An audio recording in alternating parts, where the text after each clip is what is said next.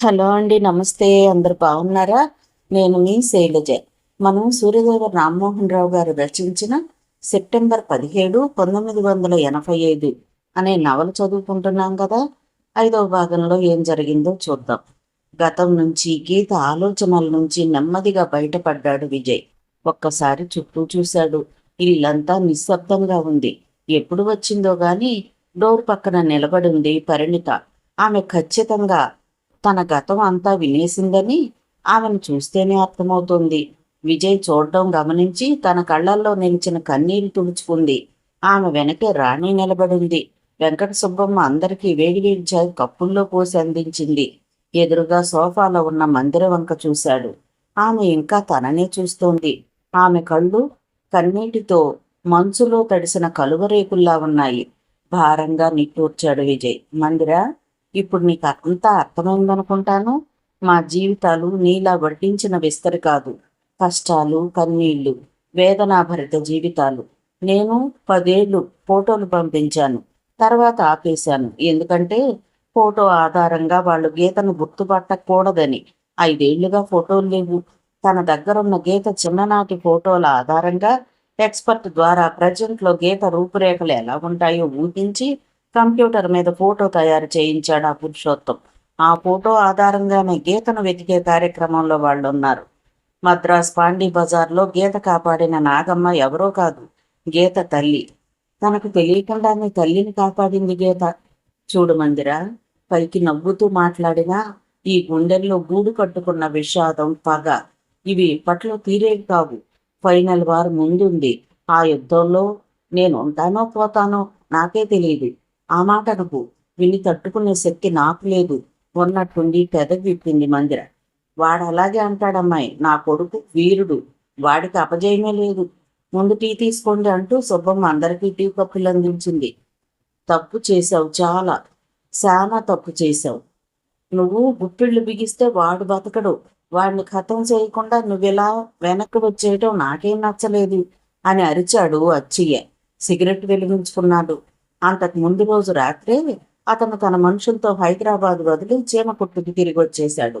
విజయ్ హెచ్చరికతో భయపడి అతను తిరుగు ప్రయాణం కట్టాడని అతని మనుషులు కూడా అనుకున్నారు. నిజానికి అతని మనసులో ఏముందో ఎవరికీ తెలియదు. పురుషోత్తం కళ్ళ ముందు ఇంకా విజయ్ ముఖమే కనిపిస్తోంది. మేసం దువ్వి తన కళ్ళల్లో కళ్ళు పెట్టి ఆ కుర్రాడు చేసిన హెచ్చరిక చెవుల్లో మారు మ్రోగుతోంది. డౌట్ లేదురా బామ్మరిది, వాడేరా, రాజశేఖర్ కొడుకు చంద్రశేఖర్. ఆడి బాబులాగే ఈడు నా కళ్ళల్లోకి చూసి మేసం దువ్విండ్రా పులిపెల్ల అన్నాడు జరిగింది గుర్తు చేసుకుంటూ. చిరాగ్గా చూశాడచ్చయ్య. సిగ్గులేదు, శత్రువు కొడుకుని పొగుడుతా ఉండగా వాడేనని తెలిసిందిగా అందా. కథం చేయకుండా చేతులు ఒప్పుకుంటూ ఎట్టా వచ్చేసినావు బావా అని అడిగాడు. ఎట్టా వచ్చేసినానా నీకు తెలుసా అంటూ బాటిల్ ఎత్తి రాసరుకు 3 గొక్కలు తాగి పక్కన పెట్టాడు. దొన్నపోతుల్లాంటి గౌళిగూడ శంకర్ ఆ కుర్రాడు కొట్టిన 2 దెబ్బలకు పడి గిలగిల కొట్టుకున్నాడు. తిండిపోతే అదవులు మన మనుషులున్నారు. వీళ్ళ ముఖాలకి కత్తులు, ఇనపరాడ్లు ఏం చేయగలిగినారు? వట్టి చేతులతో అందరినీ మట్టి కరిపించాడు. ఆడు మామూలు కుర్రాడు కాదులే, సుడిగాలి, వాయుగుండం, అగ్నిపర్వతం. ఆ చూపులు, ఆ వేగం, బాపురే, సందేహం లేదు.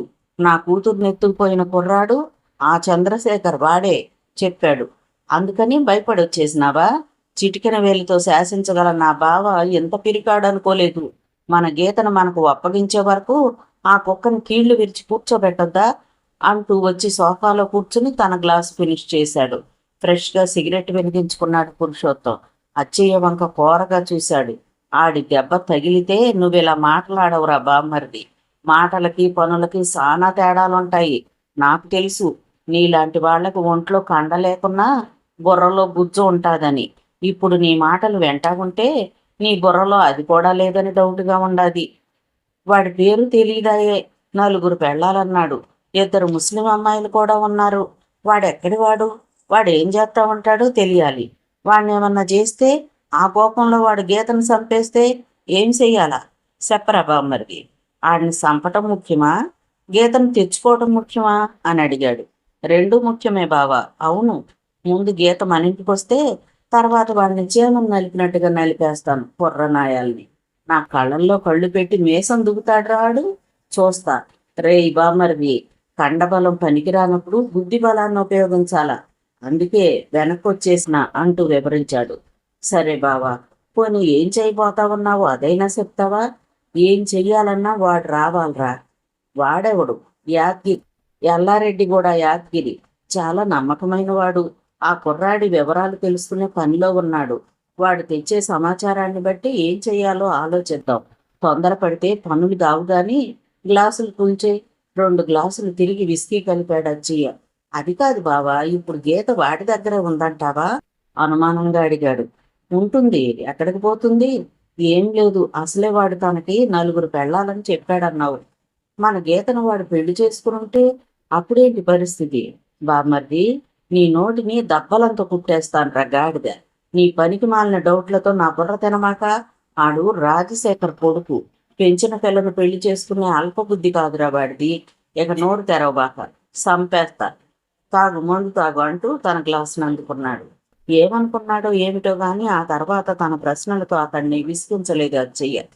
రాత్రి 7 గంటల సమయంలో అనుకోకుండా తన ఇంట్లోకి వస్తున్న విజయ్ని చూసి, రా బాబు విజయ్, ఈ మధ్య మరీ బిజీ అయిపోయినట్టున్నావు. నన్ను పలకరించడానికి కూడా రావటం లేదు అంది శారదాదేవి. ఓకే ఆంటీ, నేనంటే బిజీ. మీ అమ్మాయి కూడా బిజీయేనా? 3 రోజులుగా పరిమిత మా ఇంటి పక్కకే తొంగి చూడటం లేదని అమ్మ బాధపడుతోంది అడిగాడు విజయ్. ఈ ప్రశ్నకు నేను బదులు చెప్పలేను. పరిమితనే అడుగు. ఎక్కడుంది? ఇంత క్రితమే డాబా మీదకు వెళ్ళింది. ఉతికారేసిన బట్టలు అలాగే ఉండిపోయాయి. తీసుకురావడానికని వెళ్ళింది అలాగా అంటూ చరచరా మెట్ల వెంట డాబా మీదకి వెళ్ళాడు విజయ్. పున్నమి రోజు. తూర్పు ఆకాశంలో బంగారు పళ్ళంలా మెరుస్తున్నాడు చంద్రుడు. వెన్నెల పిండారబోసినట్లుగా ఉంది. చల్లని గాలులు వీస్తున్నాయి. ఆరిపోయిన బట్టలు తాళ్ల వెంట రెపరెపలాడుతున్నాయి. వాటిని ఒక్కటప్పటిగా తీస్తున్న పరిమిత సడన్ గా తన ముందుకొచ్చిన విజయ్ని చూసి, నువ్వా అంది. నేనే. నీతో మాట్లాడాలి. కూర్చోవచ్చా అంటూ ఒక చైర్ లాక్కుని కూర్చున్నాడు. ఆమె కోపంగా చూసింది. ఆమె నైటీలో ఉంది. ఆ నైటీ గాలికి రెపరెపలాడుతోంది. పుచ్చ పువ్వులా వెన్నెట్లో అలా ఆమెను చూస్తుంటే ఎదురుగా సాక్షాత్కరించిన అప్సరసలా ఉంది. ఇది అని వర్ణించలేని అద్భుత అందం ఆమెది. ఏమిటి విజయ్, కూర్చోవచ్చా, మాట్లాడొచ్చా అంటూ కొత్తగా అడుగుతున్నావు అంది. ఇప్పుడు నువ్వు కొత్త మనిషివి కదా, అందుకేగా మా ఇంటికి రావటం మానేశావు. అమ్మ చెప్పింది. 3 రోజులుగా ముఖం చూపించలేదట. అలకెవరి మీదో అడిగి తెలుసుకుందామని వచ్చాను. నాకెవరి మీద అలకలేదు. నీ మీద నీకే అలక? లేదు. నా మీద కోపం వచ్చి ఉండాలి. దేనికి? అదేం లేదంటున్నాగా. నువ్వు కూడా కూర్చుంటే సంతోషిస్తాను. నీ సంతోషం నాకు ఆనందమే అంటూ తను ఓ చైర్ లాక్కుని కొంచెం ఎడంగా కూర్చుంది. పండు వెన్నెల, చల్లని గాలి, ఎదురుగా నువ్వు. నా మనసు పులకిస్తోంది. మనిషికి ప్రశాంతత కావాలి. అది నువ్వున్న చోట ఖచ్చితంగా ఉంటుంది, నాకు తెలుసు. నువ్వు కొత్తగా కనిపెట్టి నాకేమీ చెప్పక్కర్లేదు గాని మరేదన్నా చెప్పు. చెప్పటం కాదు, అడగటానికి వచ్చాను. మా ఇంటికి ఎందుకు రావటం లేదు? ఆ సంగతి మీ అమ్మ చెప్తేనే నీకు తెలిసింది. చిన్న సవరణ. ఏంటా సవరణ? నాకు తెలిసిన విషయాన్నే అమ్మ నాతో చెప్పింది. ఓకే, ఏదో ఒకటి. అయితే ఇప్పుడేమంటావు? మా ఇంటికి ఎందుకు రావటం లేదు అంటున్నా. ఎందుకు రావాలి? ఓకే, నువ్వు ఈ ప్రశ్న అడిగాక ఇంకా నేనెక్కడ ఉండటం వేస్ట్. నేను వెళతాను అంటూ చివ్వును లేచిపోబోయాడు. అతను చేయి పుచ్చుకుని లాగి తిరిగి కుర్చీలోకి తోసి కోపంగా చూసింది పరిమిత. రావటం వెళ్ళటం నీ ఇష్టమేనా? నా ప్రశ్నకు బదులు చెప్పేళ్ళు. మీ ఇంటికి ఎందుకు రావాలి? దబాయించింది. ఇన్ని రోజులు ఎందుకు వస్తున్నావు? అందుకు. ఇక రాకూడదనుకుంటున్నాను. కారణం ఉండాలిగా. కారణం? అవును, కారణం ఉండాలిగా. నీకు నాకు మధ్య ఏముందని? ఎందుకు లేదు? ఏముంది? ఇదేమిటి, మన మధ్య టీప్ అయిందిగా విజయ్ అంటూ వస్తున్న నవ్వుని బలవంతంగా ఆపుకుంది పరిణిత. నేను సీరియస్గా చెప్తుంటే నీకు వేళకోళంగా ఉందా? నిలదీసింది. నాకు ఏ గందరగోళం లేదు, చికాగ్గా చెప్పాడు. నాకుంది. మనకే సంబంధం లేదు, అందుకే రాకూడదనుకుంటున్నాను. అంటే నీ ఉద్దేశం ఏంటి? ఏ సంబంధం ఉండాలంటావు? ఏదో ఒకటి. స్నేహం ఉందిగా, మనం బెస్ట్ ఫ్రెండ్స్. ఎంతకాలం? రేపు నేను పెళ్ళై వెళ్ళిపోతే ఏం చేస్తావు? బట్టలు చించుకుని వీధుల్లో తిరుగుతాను. అది లవ్లో ఫెయిల్ అయిన వాళ్ళు చేసే పనులే. నాకు లవ్ అంటే ఎలర్జీ. మందిర విషయంలో కూడా నీ సమాధానం ఇదేనా? Of course. అసలు ఈ డొంక తిరుగుడు ప్రశ్నలు ఆపి నీ మనసులో ఏముందో డైరెక్ట్గా అడగొచ్చు కదా. తిన్నగా బదులు చెప్పే వాళ్ళని అడిగినా ప్రయోజనం ఉంటుంది. నువ్వు చెప్పవు కదా. మందిర నిన్ను గాఢంగా ప్రేమిస్తోంది, పెళ్లి చేసుకోవాలనుకుంటోంది. ఆ విషయాన్ని తను దాచుకోకుండా చెప్తూనే ఉంది. కానీ నువ్వు మాత్రం నీ మనసులో ఏముందో ఎంతవరకు చెప్పటం లేదు. కరెక్ట్. మందిర మనసులో విషయాన్ని బయట పెట్టింది, నువ్వు బయట పెట్టడం లేదు. అంతే తేడా. నాకు తెలుసు. ఏం తెలుసు అంటే, నేను నిన్ను ప్రేమిస్తున్నాను, పెళ్లి చేసుకోవాలనుకుంటున్నాననే. నెవ్వర్. నాకు అలాంటి ఉద్దేశమే లేదు. భారంగా నిట్టూర్చి లేచాడు విజయ్. పరిమిత, అందమైన నీ పెదవులు అబద్ధం చెప్పినా సొగసైన నీ కళ్ళు ఎప్పుడూ నాతో నిజాలే చెప్తూ వచ్చాయి. నీ మనసు తెలియని పసివాడిని కాదు. ఇది నువ్వు గ్రహిస్తే మంచిది అన్నాడు. తన మనసులో మాట అతని నోట వినగానే ఇక మాటలు కరువయ్యాయి పరిణితికి. మనసు బరువై కళ్ళల్లో నీళ్లు తిరిగాయి. విజయ్ ఆమెకు మరికాస్త దగ్గరగా వచ్చి ముఖంలోకి గుచ్చి చూశాడు. మందిరకు నీకు గల తేడా ఏంటో తెలుసా? నువ్వు కాంప్రమైజ్ కాగలవు, మందిర అలా కాదు. అలాగని నేను నీకు గాని మందిరకు కానీ దగ్గర కావాలని ఎప్పుడూ కోరుకోలేదు. తామరాకు మీద నీటి బొట్టులా ఉండిపోయాను. కారణం నీకు తెలియంది కాదు. చెల్లి పెళ్లి, పురుషోత్తం మీద పగ, ఇవి రెండూ నెరవేరాకనే నా గురించి ఆలోచించగలను. అప్పటికి పరిస్థితులు ఎలా ఉంటాయో ఎవరు చెప్పగలరు? అందుకే మీకు నేను ఒక మంచి స్నేహితుడిని మాత్రమే, అంతకుమించి ఏమీ కాను అంటూ వివరణ ఇచ్చాడు విజయ్. అతని మాటలు విని లేచి నిలబడుతూ చిన్నగా నవ్వింది పరిణిత. ఆ నవ్వికి అర్థం విక్కిరింపో అభినందనం అర్థం కాలేదు. ఎందుకా నవ్వు అడిగాడు. ఏం లేదు, నీ మాటలు వింటుంటే నాకు పెట్టకథ గుర్తుకొస్తోంది అంది. ఏంటి?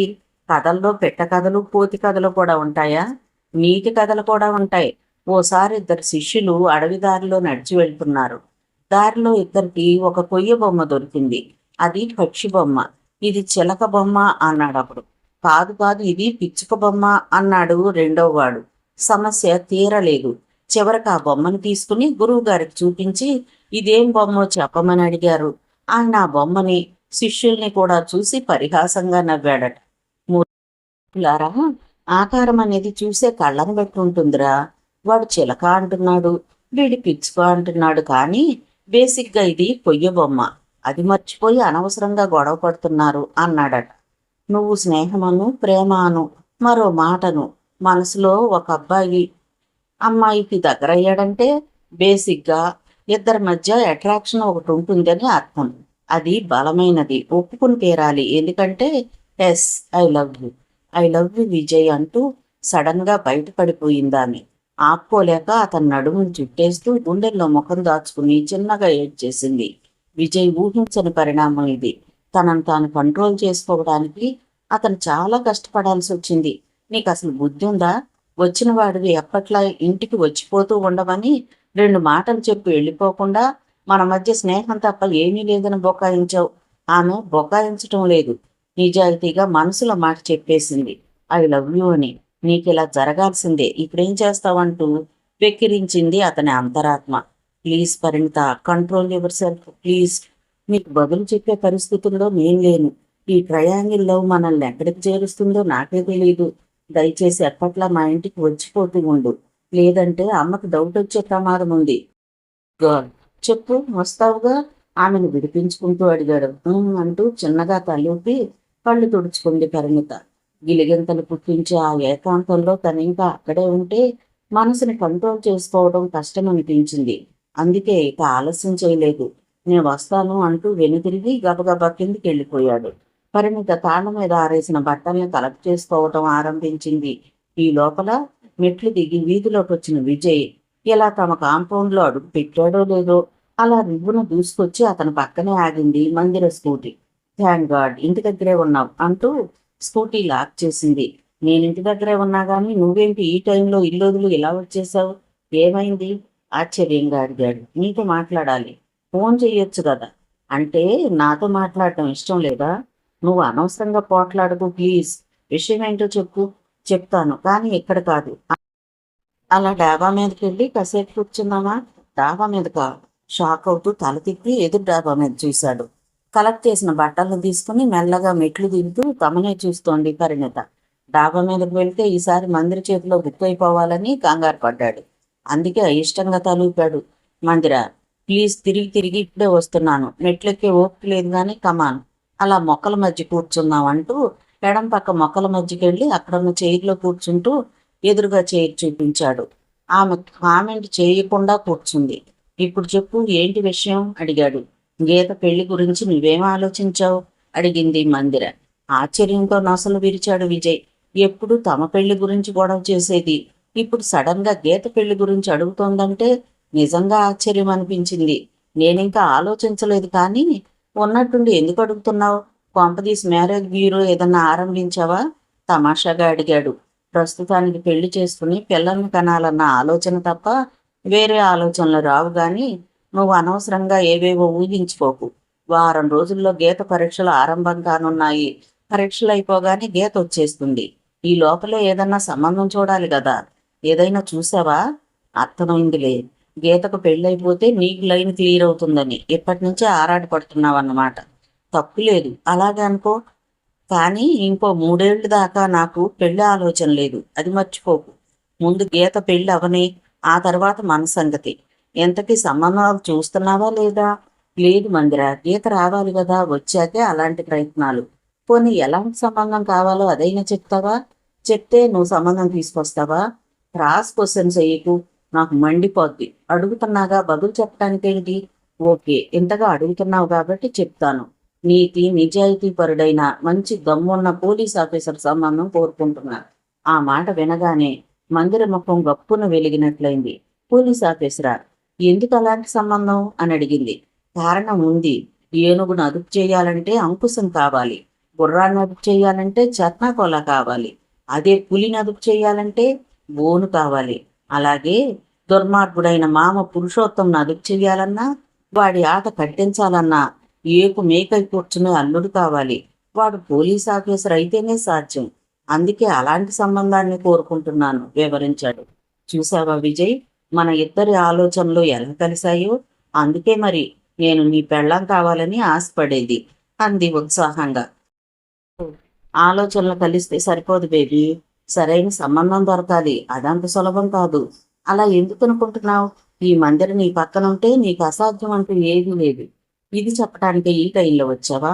కాదు, మా ఇంట్లో సంబంధాల గురించి చర్చ సాగుతోంది. అందుకే నీతో మాట్లాడాలని వచ్చాను. ఇందులో మాట్లాడడానికి ఏముంది? హ్యాపీగా పెళ్లి చేసుకుని వెళ్ళిపో. నీకు పెళ్ళైతే మొట్టమొదటి సంతోషించేవాడిని నేనే. సంతోషపడకు, ఎందుకంటే చర్చ నీ పెళ్లి గురించి కాదు. అయినా నువ్వేంటి ఎప్పుడు చూడు నన్ను వదిలించుకోవాలని చూస్తూ ఉంటావు. ఏ, జోకుల్ని సీరియస్గా తీసుకోకూడదు. విషయానికి రా. ఎవరి పెళ్లి గురించి మీ ఇంట్లో చర్చ? మా చిన్నన్నయ్య రవిచంద్ర గురించి చెప్పా కదా. తాను IPS, Sardar Vallabhbhai Patel national police అకాడమీలో ట్రైనింగ్లో ఉన్నాడు. త్వరలో ట్రైనింగ్ పూర్తయి వచ్చేస్తాడు. అన్నయ్య వదిన ఈ ఉదయం చర్చిస్తున్నారు. తెలిసిన 2-3 సంబంధాలు ఇప్పటి నుంచే ఒత్తిడి చేస్తున్నారట. అయినా రవి అన్నయ్య వచ్చాక కానీ ఏ నిర్ణయం తీసుకోము అంటున్నారు వాళ్ళు. మనసులో గీత మెదిలింది. నీ అభిప్రాయం ఏంటో తెలియదు కదా, అందుకే అడిగాను. గీతకు నచ్చితే వాళ్ళిద్దరికి పెళ్లి చేస్తే బాగుంటుంది. మందిర చెప్పింది వింటుంటే వెతకపోయిన తీగ కాళ్ళకు తగలడం అంటే ఇదేనేమో అనిపించింది. సిఐ ప్రవీణ్ గురించి తనకు బాగా తెలుసు. ఆయన తమ్ముడు కూడా అలాగే నీతిగా నిజాయితీగా ఉంటాడనటంలో సందేహమే లేదు. కానీ కట్న కానుకల విషయంలో సిఐ గారి లెవెల్కి తను తోగలేడు. ఇది సాధ్యమా? అయినా గీత రావాలిగా. గీతకు నచ్చని సంబంధం తను అస్సలు చెయ్యడు. ఇందులో ఎంతమాత్రం సందేహం లేదు. ఒకవేళ మందిరం తను చేసుకుంటే కట్న కానుకల సమస్య పెద్దగా ఉండకపోవచ్చు. ఏది ఏమైనా గీత చెన్నై నుంచి వచ్చాక కానీ ఈ విషయం ఆలోచించడం సాధ్యం కాదు. ఏంటి ఆలోచిస్తున్నావు? మందిర ప్రశ్నతో ఆలోచనల నుంచి బయటపడ్డాడు విజయ్. ఏం లేదు, నీ అభిప్రాయం బాగానే ఉంది కానీ మనం ముందే ఫిక్స్ అయిపోతే లాభం లేదు. చేసుకోబోయేది వాళ్ళిద్దరు కదా. అంచేత వాళ్ళిద్దరూ ఒకరికొకరు నచ్చాలి. చూద్దాం ఎవరికి ఎక్కడ రాసి పెట్టుందో అన్నాడు. నాకు నీతో రాసిపెట్టి ఉంది, తిరుగులేదు అంది నవ్వేస్తూ. మరి కాసేపు ఉండి మాట్లాడి వెళ్ళిపోయింది మందిర. ఇంతలో వెంకట సుబ్బమ్మ బయటకొచ్చి కొడుకును భోజనానికి పిలిచింది. ఓరి నీ బండబడ, అప్పుడు అనగా చెప్తే ఇప్పటికి వచ్చినావు కదరా, రారా రా యాదగిరి రారా అంటూ గెస్ట్ హౌస్లోకి వస్తున్న యాదగిరిని పలకరించాడు పురుషోత్తం. ఎల్లారెడ్డి యాదగిరి మనిషి పొట్టిగా లావుగా పట్టతల ఫైజ్మా జుబ్బాలో చాలా సింపుల్గా ఉన్నాడు. అయితే హైదరాబాద్లో బెస్ట్ ఇన్ఫార్మర్గా పేరు తెచ్చుకున్న మనిషి. 35 ఏళ్ల వయసులో ఇన్ఫర్మేషన్ కోసం అతను చెయ్యని అడ్వెంచర్లు లేవు. ప్రాణాపాయం నుంచి ధృతిలో తప్పించుకున్న సందర్భాలు అనేకం. జంట నగరాల్లోని అండర్ గ్రౌండ్ మాఫియా లీడర్ల నుంచి రాజకీయ నాయకుల వరకు ఎందరి జాతకాలో అతనికి తెలుసు. డబ్బు ఎక్కువగానే తీసుకుంటాడు గాని ఖచ్చితంగా పనిచేసి సరైన సమాచారాన్ని అందిస్తాడు. అందుకే అతడు పోలీస్ ఇన్ఫార్మరే కాదు, డబ్బిస్తే ఎవరికైనా సమాచారాన్ని సేకరించి చేరవేయటంలో అతను అందివేసిన చెయ్యి. హైదరాబాద్ నుంచి వెనక్కి వచ్చేసే ముందు యాద్గర్ని నియమించి వచ్చాడు పురుషోత్తం. వాడు తను సేకరించిన సమాచారంతో బయలుదేరుతూ పురుషోత్తంకి ఫోన్ కొట్టాడు. అందుకే వాడి కోసం గెస్ట్ హౌస్లో వెయిట్ చేస్తూ కూర్చున్నాడు పురుషోత్తం. ఏం చేయమంటారు సాబ్, మీరిచ్చిన పని సాధారణమైందా ఏంది అంటూ వచ్చి పురుషోత్తం ఎదురుగా సోఫాలో కూర్చున్నాడు యాదగిరి. ఏంది యాదగిరి, సానా కష్టపడినట్టుగా ఉండవే? విస్కీ గ్లాస్ అతను ముందు ఉంచుతూ అడిగాడు పురుషోత్తం. కష్టం అంటే అలా ఇలా కాదు సాబ్, అసలు ఆ రోజు షాపింగ్ కాంప్లెక్స్లో మీతో గొడవ పడిన పోరగాడు ఎవడో కనిపెట్టడానికే వారం రోజులు పట్టిందంటే చూడండి. పోయి భలేవాడితో పెట్టుకున్నారు సాబ్ అంటూ విస్కీ గ్లాస్ ఎత్తి గటగటా ఖాళీ చేసి సిగరెట్ వెలిగించుకున్నాడు వాడు. వాడు చివరగా చెప్పిన మాటలు విని పురుషోత్తంకి చిన్న షాక్. అంత గొప్పవాడా అని డౌట్. అనుమానంగా చూస్తూ జీడిపప్పు ప్లేట్ యాదగిరి ముందుకు నెట్టాడు. సారీ సార్, మందు మాత్రమే తాగుతాను, తాగేటప్పుడు ఏది తినే అలవాటు నాకు లేదు అన్నాడు వాడు. ఓకే, ఎంతకీ ఎవడు వాడు? వాడి పేరు విజయ్ శేఖర్. నివాసం పటాన్ చెరువు, హనుమాన్ కాలనీ. అక్కడ ఈ కుర్రాడికి ఓ హోటల్ ఉంది. తల్లి పేరు వెంకట సుబ్బమ్మ, మేనమామ రాజు. ఈ కుర్రాడికి ఓ చెల్లెలుంది, పేరు గీత. ఎక్కడో చదువుకుంటోందట. ఎంత ప్రయత్నించినా ఆ అమ్మాయి ఏ ఊళ్ళో ఏ కాలేజీలో చదువుతుందో మాత్రం తెలుసుకోవటం సాధ్యపడలేదు. వెంకట సుబ్బమ్మకి వాళ్ళిద్దరూ సొంత పిల్లలేనా లేక పెంచుకుందా అంటూ విరిచాడు యాదగిరి. తెలియదనే కన్నా తెలుసుకోవడం కష్టం అంటేనే బాగుంటుంది. ఎందుకంటే 10 ఏళ్ల క్రితం వరకు ఆ ప్రాంతం అభివృద్ధి చెందని ప్రాంతం. తరువాత కాలంలో చాలా వేగంగా అభివృద్ధి చెందింది. అద్దెకు వచ్చిన వాళ్ళు, సొంత ఇల్లు కట్టుకున్న వాళ్ళు అధికమయ్యారు. కాబట్టి అప్పట్లో వెంకట సుబ్బమ్మ కుటుంబాన్ని గురించి తెలిసిన వాళ్ళు ఎవరూ ఇప్పుడు అక్కడ లేరు. కాబట్టి ఆ వివరాలు సేకరించడం సాధ్యపడలేదు. యాదగిరి మాటలు వింటూ తన గ్లాసు ఫినిష్ చేశాడు పురుషోత్తం. తిరిగి 2 గ్లాసులు నింపాడు. ఎంతలో అచ్చయ్య అక్కడికొచ్చి జాయిన్ అయ్యాడు. వాడు ఆ రోజు తనకు 4 పెళ్ళాలని చెప్పాడు. వాడి వెంట 2 ముస్లిం అమ్మాయిలు ఉన్నారు. వాళ్ళిద్దరూ తను పెళ్ళాలని చెప్పాడు. అసలు వాడికి పెళ్ళాలు ఎంతమంది అడిగాడు పురుషోత్తం. ఆ మాటలు విని పెళ్ళు నవ్వాడు యాదగిరి. అదే సాబ్ వాడి గొప్పతనం, చెక్కడు దొరకడు, మహా గడసరి కుర్రాడు. నిజానికి వాడికి ఇంకా పెళ్లి కాలేదు. గర్ల్ ఫ్రెండ్స్ ఉన్నారని వినికిడి. ఆ రోజు వాడి వెంట మీరు చూసింది వాడి గర్ల్ ఫ్రెండ్స్ అయి ఉంటారు అన్నాడు. వాడి వృత్తి ఏమిటి కుతూహలంగా అడిగాడు అచ్చయ్య. హనుమాన్ కాలనీలో ఆంజనేయ స్వామి గుడి దగ్గర హోటల్ జై చిరంజీవ అని ఒక హోటల్ ఉంది. ఆ హోటల్ ఓనర్ ఆ కుర్రాడు. అక్కడికి పక్క వీధిలోనే అతని నివాసం. కనపడే ఆదాయం ఆ హోటల్ మాత్రమే కానీ ఇతరత్ర చాలా సంపాదిస్తున్నాడని విన్నాను. నీతి నిజాయితీకి ప్రాణం ఇస్తాడు. వాడు సామాన్యుడు కాడు. మీరు చెప్పినప్పుడు వీడెవడో మామూలు కుర్రాడనే అనుకున్నాను, కానీ రంగంలోకి దిగాకే తెలిసింది వాడి విశ్వరూపం ఏమిటో. సీఎం దగ్గర వాడికి చనువు పలుకుబడి ఉందంటే మీరు నమ్ముతారా? కానీ ఇది నిజం అన్నాడు యాదగిరి. అతని మాటలు విని బావా బామ్మర్దలిద్దరూ ముఖముఖాలు చూసుకున్నారు. పురుషోత్తంకి నమ్మబుద్ధి కాలేదు. ఇది నేను నమ్మను యాదగిరి, నీకెవరో రాంగ్ ఇన్ఫర్మేషన్ ఇచ్చి ఉంటారు. వాడు చూస్తే 25 ఏళ్ల కుర్రాడు. వాడికి సీఎం బంధువా చుట్టమా? ఆయన దగ్గర చనువు పలుకుబడి ఏంట్రా? ఏదన్నా చెప్తే నమ్మేలా ఉండాలిరా అన్నాడు. మీరు నమ్మలేరు సాబ్, కానీ నేను చెప్పింది నిజం. అందుకే ముందే చెప్పాను వాడు అసాధ్యుడని. పటాన్ చెరువులో అతనికి పట్టు బలం ఉంది. అందుకే యువకులు అతన్ని విజయన్న అని పిలుచుకుంటారు. నీతి న్యాయం కోసం, పేదల కోసం పోరాడే అతని ధైర్య సాహసాలే అక్కడ వాడిని ఒక హీరోగా నిలబెట్టాయి. జనం తనకేదన్నా సమస్య ఉంటే అతనితో చెప్పుకుంటారు. ఏ చిన్న కార్యక్రమం ఉన్నా ఆ కుర్రాడిని పిలవకుండా చేయరు. ముఖ్య విషయం ఏమంటే గత ఎన్నికల్లో ఈ కుర్రాడి గురించి తెలిసి అధికార పార్టీ ఇతన్ని తమ పార్టీలోకి ఆహ్వానించింది, కానీ తనకు పార్టీలతో ప్రమేయం లేదని, పదవులు అక్కర్లేదని చెప్పాడు. అప్పుడు సీఎం పిలిపించి మాట్లాడాడు. ఈ కుర్రాడి పద్ధతులు సీఎంకు నచ్చాయి. అలా ఆ ఇద్దరి పరిచయం అధీకరించి ఈ కుర్రాడంటే సీఎంకి ప్రత్యేక అభిమానం. ఎందుకంటే పటాన్ చెరువులో అధికార పార్టీకి రాదనుకున్న సీటు ఈ కుర్రాడి మూలంగానే అధిక మెజారిటీతో వచ్చింది. అంచేత మీరు నమ్మకపోయినా ఇదే నిజం. మీకు తెలియదు, మొదట్లో డైరెక్ట్గా హనుమాన్ కాలనీలో అడుగుపెట్టి ఎంక్వైరీ చేయబోయి జనం తిరగబడితే చావు తప్పి పారిపోయాను. ఆ తర్వాత వేరే మార్గాల్లో సమాచారాన్ని రాబట్టాను. ఇంకో విషయం కూడా చెప్పాలి. ఆ ఏరియా సిఐ ప్రవీణ్ చాలా స్ట్రిక్ట్ పోలీస్ ఆఫీసర్. ఆ కుటుంబంతో ఈ కుర్రాడికి దగ్గర సంబంధం ఉంది. సిఐ చెల్లెలు. ఈ కుర్రాడు లవ్లో పడ్డారని, త్వరలో పెళ్లి చేసుకోబోతున్నారని లేటెస్ట్ వార్త అంటూ మరింత విపులంగా చెప్పాడు యాదగిరి. విజయ్ వెనక ఎంత బలమైన సమాచారం ఉందని పురుషోత్తం అస్సలు ఊహించలేదు. ఇతను చెప్పిన సమాచారం వింటుంటే అసలు ఈ కుర్రాడు రాజశేఖర్ కొడుకేనా, మరొకడెవడన్నానా అనే డౌట్ కూడా ఏర్పడుతోంది. చాలాసేపు చర్చించుకున్నారు ముగ్గురు. సాబ్, మీ మనసులో ఏముందో నాకు తెలియదు కానీ ఆ కుర్రాడు మీరు అనుకున్నంత సామాన్యుడు మాత్రం కాదు. వాడి బ్యాక్గ్రౌండ్ ఎలా ఉన్నా స్వయంగా 25 మందినైనా ఎదిరించే దమ్మున్న మగాడతను. అంచేత మీరు ఏ స్టెప్ తీసుకున్నా ఆచి తూచి వెయ్యాలి. ఇక నేను బయలుదేరతాను అంటూ లేచాడు. అలాగే యాదగిరి, మరికొంత సమాచారం లభిస్తుందేమో ప్రయత్నించు. ఈ లోపల మా అచ్చయ్య అక్కడికి వస్తాడు. వీడికి నువ్వు దగ్గరుండి సాయం చెయ్యాలా అని చెప్పాడు పురుషోత్తం. అట్టనే సాబ్ అంటూ వెళ్లి కారులో కూర్చున్నాడు యాదగిరి. కారు వెళ్ళిపోయింది. ఆ తర్వాత బావమరుదులిద్దరూ యాదగిరి చెప్పిన విషయాల్ని చాలాసేపు చర్చించుకున్నారు. ఎల్లారెడ్డి కూడా ఆ రోజు మధ్యాహ్నానికే చేమకుర్తి నుంచి సిటీకి తిరిగి వచ్చేశాడు యాదగిరి. అతని సర్వీస్కి మెచ్చి బాగానే డబ్బు మట్ట చెప్పాడు పురుషోత్తం. So happy.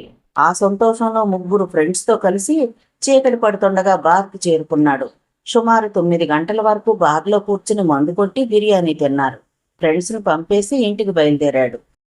రెడ్డిగూడలో ఒక స్లమ్ ఏరియాను ఆనుకుని ఉన్న వీధి చివర ఉంది అతనికి సొంతమైన చిన్న పెంకుటిల్లు.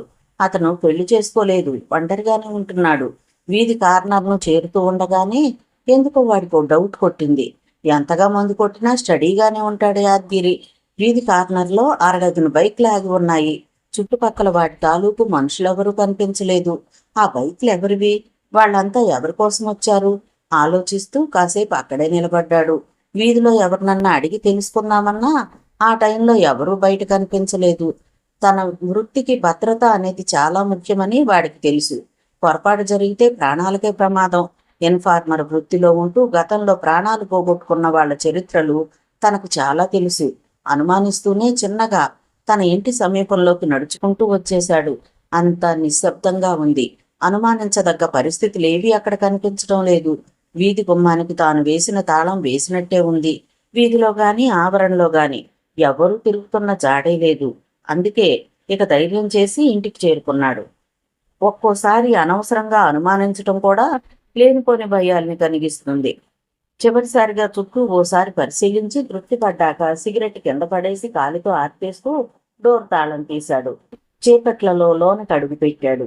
అలవాటైన స్విచ్ బోర్డు వైపు చెయ్యి సార్చి స్విచ్ ఆన్ చేశాడు. ట్యూబ్ లైట్ కాంతి ఒక్కసారిగా అక్కడి హాల్లో పరుచుకుంది. ఎదురుగా దృశ్యం చూడగానే ఎవరో బలంగా ముఖం మీద కొట్టినట్టు షాక్తో పెవ్వున అరిచాడు.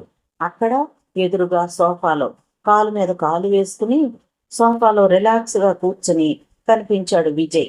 అతనికి అటు ఇటుగా సోఫా వెనక వేణు, రాజు నిలబడున్నారు. వాళ్ళకి ఎడంగా 4 యువకులు నిలబడున్నారు. వాళ్ళ చేతుల్లో హాకీ స్టిక్స్. చూడగానే పై ప్రాణం ఎగిరిపోయినంత పనైంది. వాటి తలకి విస్కీ నిషా సర్రున పాదాల్లోకి జారిపోయింది. వేసిన తాళం వేసినట్టుండగా వాళ్ళంతా లోపలికి ఎలా వచ్చారో బుర్ర చించుకున్న వాడికి అర్థం కాలేదు. పురుషోత్తం పుణ్యమాని తాను సూపులో పడ్డాడు. డౌటే లేదు. క్షణం ఆలస్యమైనా వీళ్ళు తన కీళ్లు విరిచేస్తారు. అందుకే ఒక్క క్షణం కూడా ఆలస్యం చేయకుండా పారిపోయే ఉద్దేశంతో గిరుక్కున తిరిగాడు. కానీ అప్పటికే ఆలస్యమైపోయింది. బయట 6 యువకులు అడ్డంగా నిశ్శబ్దంగా వచ్చి నిలబడున్నారు.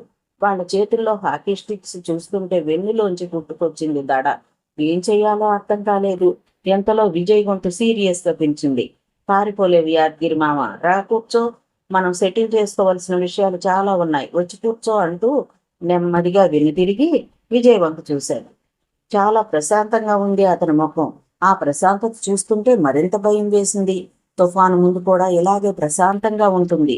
ఇక లాభం లేదనుకుంటూ, నన్ను క్షమించు విజయ్, తప్పు చేశాను, చాలా తప్పు చేశాను, చాలా పొరపాటైంది, నన్ను క్షమించంటూ గబగబా వెళ్ళి విజయ్ కాళ్ల మీద పడిపోయాడు. అరే మామా, వయసులో పెద్దాడివి, నా కాళ్ల మీద పడకూడదు. లే, నీ వృత్తి ధర్మం నువ్వు చేశావు, ఇందులో నీ తప్పు లేదు. నాకు కావలసిన సమాచారం చెప్పేస్తే నీ ఒంటి మీద ఏగ కూడా వాలదు, భయపడకు, అలా కూర్చో అంటూ లేపి ఎదురుగా సోఫాలో కూర్చోబెట్టాడు. అడగండి సాబ్, మీరు ఏమడిగినా దాచకుండా చెప్పేస్తా అన్నాడు ధైర్యం తెచ్చుకుంటూ యాదగిరి. చేమకుర్తి విశేషాలేంటి క్యాజువల్గా అడిగాడు విజయ్. ఎంత క్యాజువల్గా అడిగినా పక్కలో బాంబు పేలినట్టుగా ఉలిక్కి పడ్డాడు యాదగిరి. అరే యాదగిరి మామా, అందరికీ 2 కళ్ళైతే నాకు 2000 కళ్ళు. నా శత్రువు ఎలాంటి వాడో తెలిసి కూడా నేను కళ్ళు మూసుకుని ఎలా ఉంటాను చెప్పు. నువ్వు హనుమాన్ కాలనీలో మా ఫ్యామిలీ గురించి ఎంక్వైరీ చేసిన విషయం తెలియగానే నా జాగ్రత్తలు నేను తీసుకున్నాను. కాదంటే నువ్వెంత దూరం వెళతావో చూడాలని ఏమీ తెలియనట్టుగా ఉండిపోయాను. నా మనిషి నీ వెనకే ఉన్న సంగతి నీకు తెలియదు. ఓకే, ఇప్పుడు నాకు తెలియాల్సింది పురుషోత్తం నువ్వు చెప్పిన సమాచారం ఆధారంగా ఏ స్టెప్ తీసుకోబోతున్నాడు. నువ్వే చెప్పావు. వాడేం చెప్పాడు? మొత్తం సమాచారం నాకు కావాలి. నీ అంతట నువ్వే చెప్పేస్తావా, చెప్పించమంటావా అని అడిగాడు. వద్దు, నేను చెప్పేస్తాను అన్నాడు ఎండుకుపోతున్న పెదవులను తడుపుకుంటూ యాదగిరి. దట్స్ బెటర్, చెప్పాడు. పురుషోత్తం తనని కాంటాక్ట్ చేసినప్పటి నుంచి తను సేకరించిన వివరాలతో చీమకుర్తి వెళ్లి రావటం వరకు పూర్తి సమాచారాన్ని ఏదీ దాచకుండా చెప్పేశాడు. శ్రద్ధగా విన్నాడు విజయ్. సో నేనెవరో వాడు గ్రహించాడు. ఓకే, వాడేం చేయబోతున్నాడు, ఎప్పుడొస్తున్నాడు అని అడిగాడు. వాడిప్పుడే రాడు, వారం 10 రోజుల్లో అచ్చయ్యని ఇక్కడికి పంపిస్తానన్నాడు. ఆయన మాటలను బట్టి చూస్తే సంధి ప్రయత్నం అనిపించింది. సంధి మా మధ్య అంటూ కూల్గా నవ్వాడు విజయ్. ఆ నవ్వు చూస్తుంటే యాదగిరికి వెన్ను జలధరించింది. బాప్రే, ఈ పొర్రాడు దేనికైనా సమర్థుడే అనిపించింది. అచ్చయ్యని రాయబారం పంపించే ఉద్దేశంలో ఉన్నాడన్నమాట.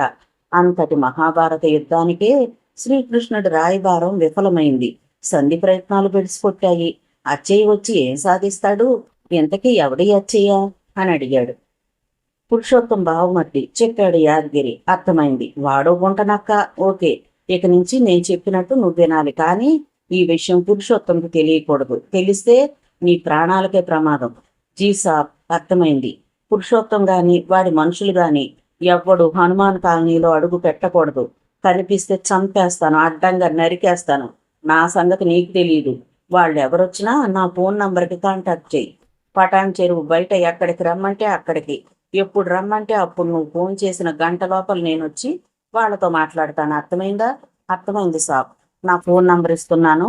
అన్నట్టు పురుషోత్తం ఫోన్ నంబర్లు నీ దగ్గర ఉన్నాయి, అవునా? వాటిని నాకు రాసిచ్చాడు యాదగిరి.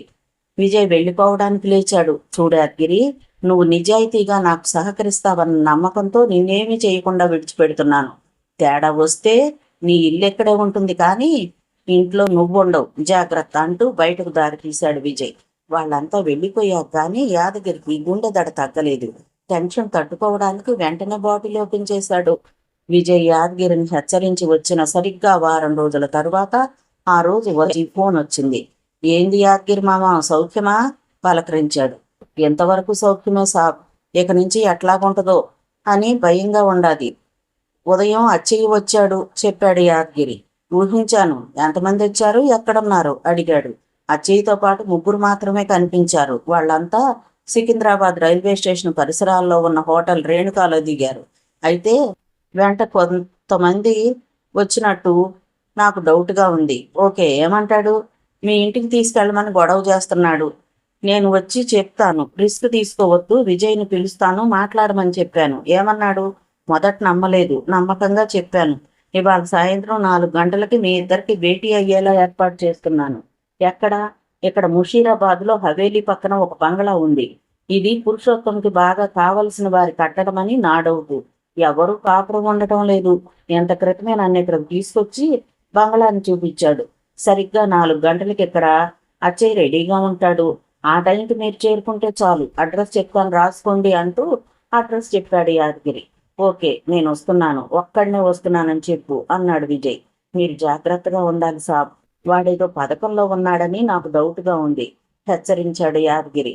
డోంట్ వర్రీ, షార్ప్గా 4 గంటలకు అక్కడ ఉంటాను అంటూ లైన్ కట్ చేశాడు విజయ్. ఎవర్రా అల్లుడు ఫోన్లో? పక్కనే ఉన్న రాజు అడిగాడు. యాదగిరి మామ, గీత పరీక్షలు రాయకముందే పరిస్థితులు విషమిస్తున్నాయి.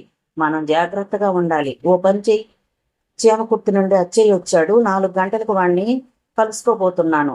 నువ్వు మన సంజయ్, ఆనంద్, రఘువీర్లతో 25 మంది కుర్రాళ్ళని తీసుకుని ఓ పావుగంట ముందుగా నేను చెప్పే అడ్రస్కు చేరుకుని తగిన ఏర్పాట్లలో ఉండాలి. వేణువును కూడా పిలవనా? వద్దు. వాణ్ణి హోటల్ పనులు చూసుకొని అంటూ ఏం చెయ్యాలో వివరించాడు విజయ్. అదే ప్రకారం సుమారుగా 2:30 గంటల ప్రాంతంలో 2 వ్యాన్లలో రాజు తమ కుర్రాళ్లతో బయలుదేరి యాదగిరి ఇచ్చిన అడ్రస్ ప్రాంతానికి వెళ్ళిపోయాడు. బషీర్బాగ్ విజయ్కు తెలియని ప్రాంతమేమీ కాదు. అతను సరిగ్గా 4 గంటలకు బంగ్లా ముందు బైక్ దిగాడు. ఓసారి వీధి పొడవునా చూశాడు. ఎగువన తమ వ్యాన్లు 2 ఓ చెట్టు కింద కనిపిస్తున్నాయి, కానీ తమ కుర్రాళ్ల జాడ తెలియలేదు. వాళ్ళు తమ పొజిషన్స్ లో రెడీగా ఉంటారని విజయ్కి తెలుసు. బైక్ లాక్ చేసి చకచకా లోపలికి అడుగులు వేశాడు. ముఖద్వారం ముందుకెళ్లి కాలింగ్ బెల్ స్విచ్ అదిమాడు. లోపల నుంచి కిలకిలా రావాలతో కూడిన కాలింగ్ బెల్ సౌండ్ స్మూత్ గా వినిపించింది. 10 సెకండ్ల తర్వాత తలుపులు తెరుచుకుంది. యాద్గిరి తల బయటకు పెట్టి తొంగి చూశాడు. తలుపులు బార్లా తీసుంచు, అచ్చయ్య ఎక్కడా అంటూ యాదగిరిని తోసుకుంటూ లోపలికి ఎంటర్ అయిపోయాడు విజయ్. హలో, పారిపోవడానికి అనువుగా ఉంటుందనా తలుపు తీసుంచమంటున్నావు అంటూ రఫ్గా ఓ గొంతు వినిపించింది. చివ్వు నాటు చూశాడు. హాలు మధ్యలో సోఫా సెట్లో సన్నగా పొడవుగా జుట్టు నెరిసిన ఒక వ్యక్తి కనిపించాడు. నిజానికి పురుషోత్తం రూపం తప్ప ఎవరూ గుర్తులేదు విజయ్కి. ఇప్పుడు వాడిని చూశాక గుర్తుపెట్టాడు పురుషోత్తం బావమరిది అచ్చయ్య వాడేనని. అతను ఆ మాట అనగానే గిరుక్కున వెనుదిరిగి యాదగిరి తెరిచిన తలుపులు దడాలన మూసి బోల్ట్ వేసి వెనుతిరిగాడు. పారిపోయే అలవాటు నాకు లేదు అచ్చయ్య. పెద్దవాడివి, అవసరమైతే పారిపోవడానికి నీకు అనుకూలంగా ఉంటుందని తలుపులు తీసి ఉంచమన్నాను. నీకు గోరోజనం జాస్తి అని ఇప్పుడే అర్థమైంది. నో ప్రాబ్లం, తలుపులు వేసేశాను, మనం మాట్లాడుకోవచ్చు అంటూ విసవిస వచ్చి అచ్చయ్యకు ఎదురుగా మరో సోఫాలో దర్జాగా సెటిల్ అయ్యాడు విజయ్. ఇదేరా మీతో వచ్చిన చిక్కు. ఇలా పొగరగా మాట్లాడే ఆ రోజు మీ నాన్న రాజశేఖర్ మా బావ చేతిలో హతమైపోయాడు. ఏం చూసుకునిరా నీకెంత పొగరు? ఏయ్ ముసలి నక్క, చచ్చిపోతావు, అధికంగా మాట్లాడకు. మా నాన్న గురించి మరొక్క మాట మాట్లాడినా నిన్నిక్కడే చంపేస్తాను. క్షేమంగా చేమకుర్తి చేరుకోవాలంటే నాలుక దగ్గర పెట్టుకుని మాట్లాడు. చేతులకు గాజులు తొడిగించుకుని కూర్చోలేదురా. మేసమన్న మగాడిని, గుండెల్లో దమ్ముంది, కండల్లో బలముంది. దెబ్బకి నీ బావే మంచినీళ్ళు తాగాడు, నువ్వెంత? వచ్చిన పని చెప్పు, నేను వెళ్ళాలి. విజయ్ నోటి నుంచి తుపాకీ తోటాల్లో దూసుకొస్తున్న మాటలకు అచ్చే కంగు తినటంలో ఆశ్చర్యం లేదు. కానీ అతనికున్న భరోసా అతనుకుంది. ఇక్కడ ఒక విషయం గమనించాలి. సంధి ప్రయత్నం చేసే వ్యక్తి గాని, రాయబారం నడిపే మనిషి గాని వాడు లౌక్యం తెలిసినవాడు, పరిస్థితిని అర్థం చేసుకోగలిగిన వాడు అయి ఉండాలి. ఎంతో దక్షత సమర్థత ఉంటే గాని వచ్చిన పనిలో విజయం సాధించలేరు. తన బావమరిది పైన అతను సమర్థుడనే నమ్మకంతోనే పురుషోత్తం ఇక్కడికి పంపించాడు. కానీ అచ్చయ్యకు గర్భాతిశయం అధికం. చాలా విషయాల్లో తన బావకి ఏమీ తెలియదు. తన సలహాలే అతన్ని సరైన మార్గంలో నడిపిస్తున్నాయని వీడికి గుడ్డి నమ్మకం. అందుకే వచ్చిన పనిని లౌక్యంతో కాకుండా బలప్రయోగంతో సాధించవచ్చని ముందు తప్పటడుగులు వేస్తూ పథకరచన చేసి విజయ్ను ఆ కట్టడంలోకి వచ్చేలా చేశాడు. ఆదేమా వల్లనే విజయ్ మాటల్లోని వాస్తవాలు అతనికి వ్యంగ్యంగా తోచాయి. ఇంట్లో చిక్కిన పిల్లివిరా నువ్విప్పుడు. నా ట్రాప్లోంచి బయటకు పోలేవు. మా బావ మీద అరిచినట్టు మేసం తిప్పి అరవకు. నిన్ను మూటగట్టి చీమకుర్తికి తీసుకుపోగలను. మర్యాదగా మా భగవద్గీత ఎక్కడుందో చెప్పు, ఆమెను అప్పగించు అని అడిగాడు నిటారుగా కూర్చుంటూ. వాడు ఆ మాట అనగానే చివాలను లేచి కూర్చుంటూ వాడు కూర్చున్న సోఫాను లాగిపెట్టి తన్నాడు విజయ్. కాలు వెంబడే రిపును తీసుకెళ్లి బలంగా గోడను గుద్దుకుని తిరగబడింది సోఫా. దాని మీద అచ్చయ్య లొంగ చుట్టుకుని కిందపడి కెవ్వుమన్నాడు. వాడు ఏమయ్యాడో చూడలేదు విజయ్. తనను దెబ్బతీయటానికి చప్పుడు కాకుండా వస్తున్నారు సోఫా వెనక్గా ఉన్న 6 గోండాలు. చిరుతపులిలా వాళ్ల మీదకి దూకాడు. ఫటాఫట్ ధనాధన్ అరుపులు, కేకలు, ఆర్తనాదాలు. 2 నిమిషాల్లో వాళ్ళను ఫుట్బాల్ ఆడుకుని పడగొట్టేశాడు విజయ్. అదే సమయంలో మేడపై నుంచి పెట్టెలు రాలినట్టు ఒక్కో గోండా గింగిరాలు తిరుగుతూ వచ్చి హాల్లో పడసాగారు. ఒక్కడు కాదు, ఇద్దరు కాదు, 15 మంది గోండాల్ని రాజు వర్గం చావు దెబ్బ కొట్టి హాల్లోకి విసిరి పడేసింది. మెట్లు దిగి వస్తున్న రాజుని, అతని వెనకే 25 మంది బుర్రాళ్ళని చూడగానే అచ్చయ్యకు ముఖం నెత్తురు లేనట్లుగా పాలిపోయింది. అది కూడా కాదు, పెక్కవలసిన తన మనుషులు 6 కేవలం 2 నిమిషాల్లో పడగొట్టిన విజయ్ వేగం చూసినప్పుడు కళ్ళు గిర్రును తిరిగాయి. తన బావ పురుషోత్తం ఈ కుర్రాడి గురించి ఎందుకంతగా ఆలోచిస్తున్నాడో ఇప్పుడు అర్థమైంది. కింద పడ్డంలో కలుక్కుమన్న నడుముని సరిచేసుకుంటూ చిన్నగా లేచి ముందుకొచ్చాడు. విజయ్ తీక్షణంగా చూశాడు. హలో అచ్చయ్య, నన్ను మూటగట్టి చీమకుర్తి తీసుకెళ్తావా? మెడ నరికి తీసుకెళ్తావా? ఇప్పుడు చెప్పు, తీసుకెళ్తావా అని అడిగాడు. నిప్పును మూటకట్టి తీసుకుపోలేమని ఇప్పుడు అర్థమైనది. మేము అడుగు ముందు ఉంటే నువ్వు 10 అడుగులు ముందుంటున్నావు. మొనగాడివని ఒప్పుకుంటున్నాను. కూర్చో, నీతో మాట్లాడాలా చెప్పాడు అచ్చయ్య. ఏం మాట్లాడాలి? ఏం మాట్లాడతావు? భగవద్గీత మా అమ్మాయి, మా పిల్లను మాకిచ్చేయాలి. ఇచ్చేస్తాను. నా తల్లిదండ్రులను బ్రతికించి తెచ్చి నా ముందు నిలబెట్టమని చెప్పు నీ బావతో. అప్పుడు మీ అమ్మాయిని మీకు ఇచ్చేస్తాను. విజయ్, చంద్రశేఖర్ అనే నీ పేరు విజయ్గా మారిపోయింది. మా భగవద్గీత నీ చెల్లెలు గీత అయినాది. మార్పులు అలా జరిగిపోతూ ఉంటాయి. తండ్రిని తీసుకురావటం సాధ్యపడదు, ఎందుకంటే ఆయన మరణించాడు. కానీ నీ తల్లిని తీసుకురాగలవు. నీ తల్లి సరస్వతి బ్రతికే ఉంది. నో, బిగ్గరగా అరిచాడు విజయ్. నమ్మను. నీ మాటలు నమ్మటానికి నేను సిద్ధంగా లేను. ఆ పశువు పురుషోత్తం నా కళ్ళ ముందే నా తల్లిని కత్తితో పొడిచిన దృశ్యం ఎప్పటికీ నా కళ్ళ ముందు మెదలాడుతోంది.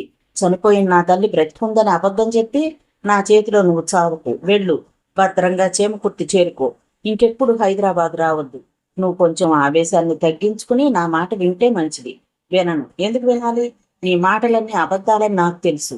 ఆ వాదన వింటున్న రాజు ఇక చూస్తూ ఊరుకోలేక ముందుకొస్తూ, అల్లుడు చెప్పనయ్యరా, ఆయన ఏం చెప్పదలుచుకున్నాడో పూర్తిగా చెప్పని అన్నాడు.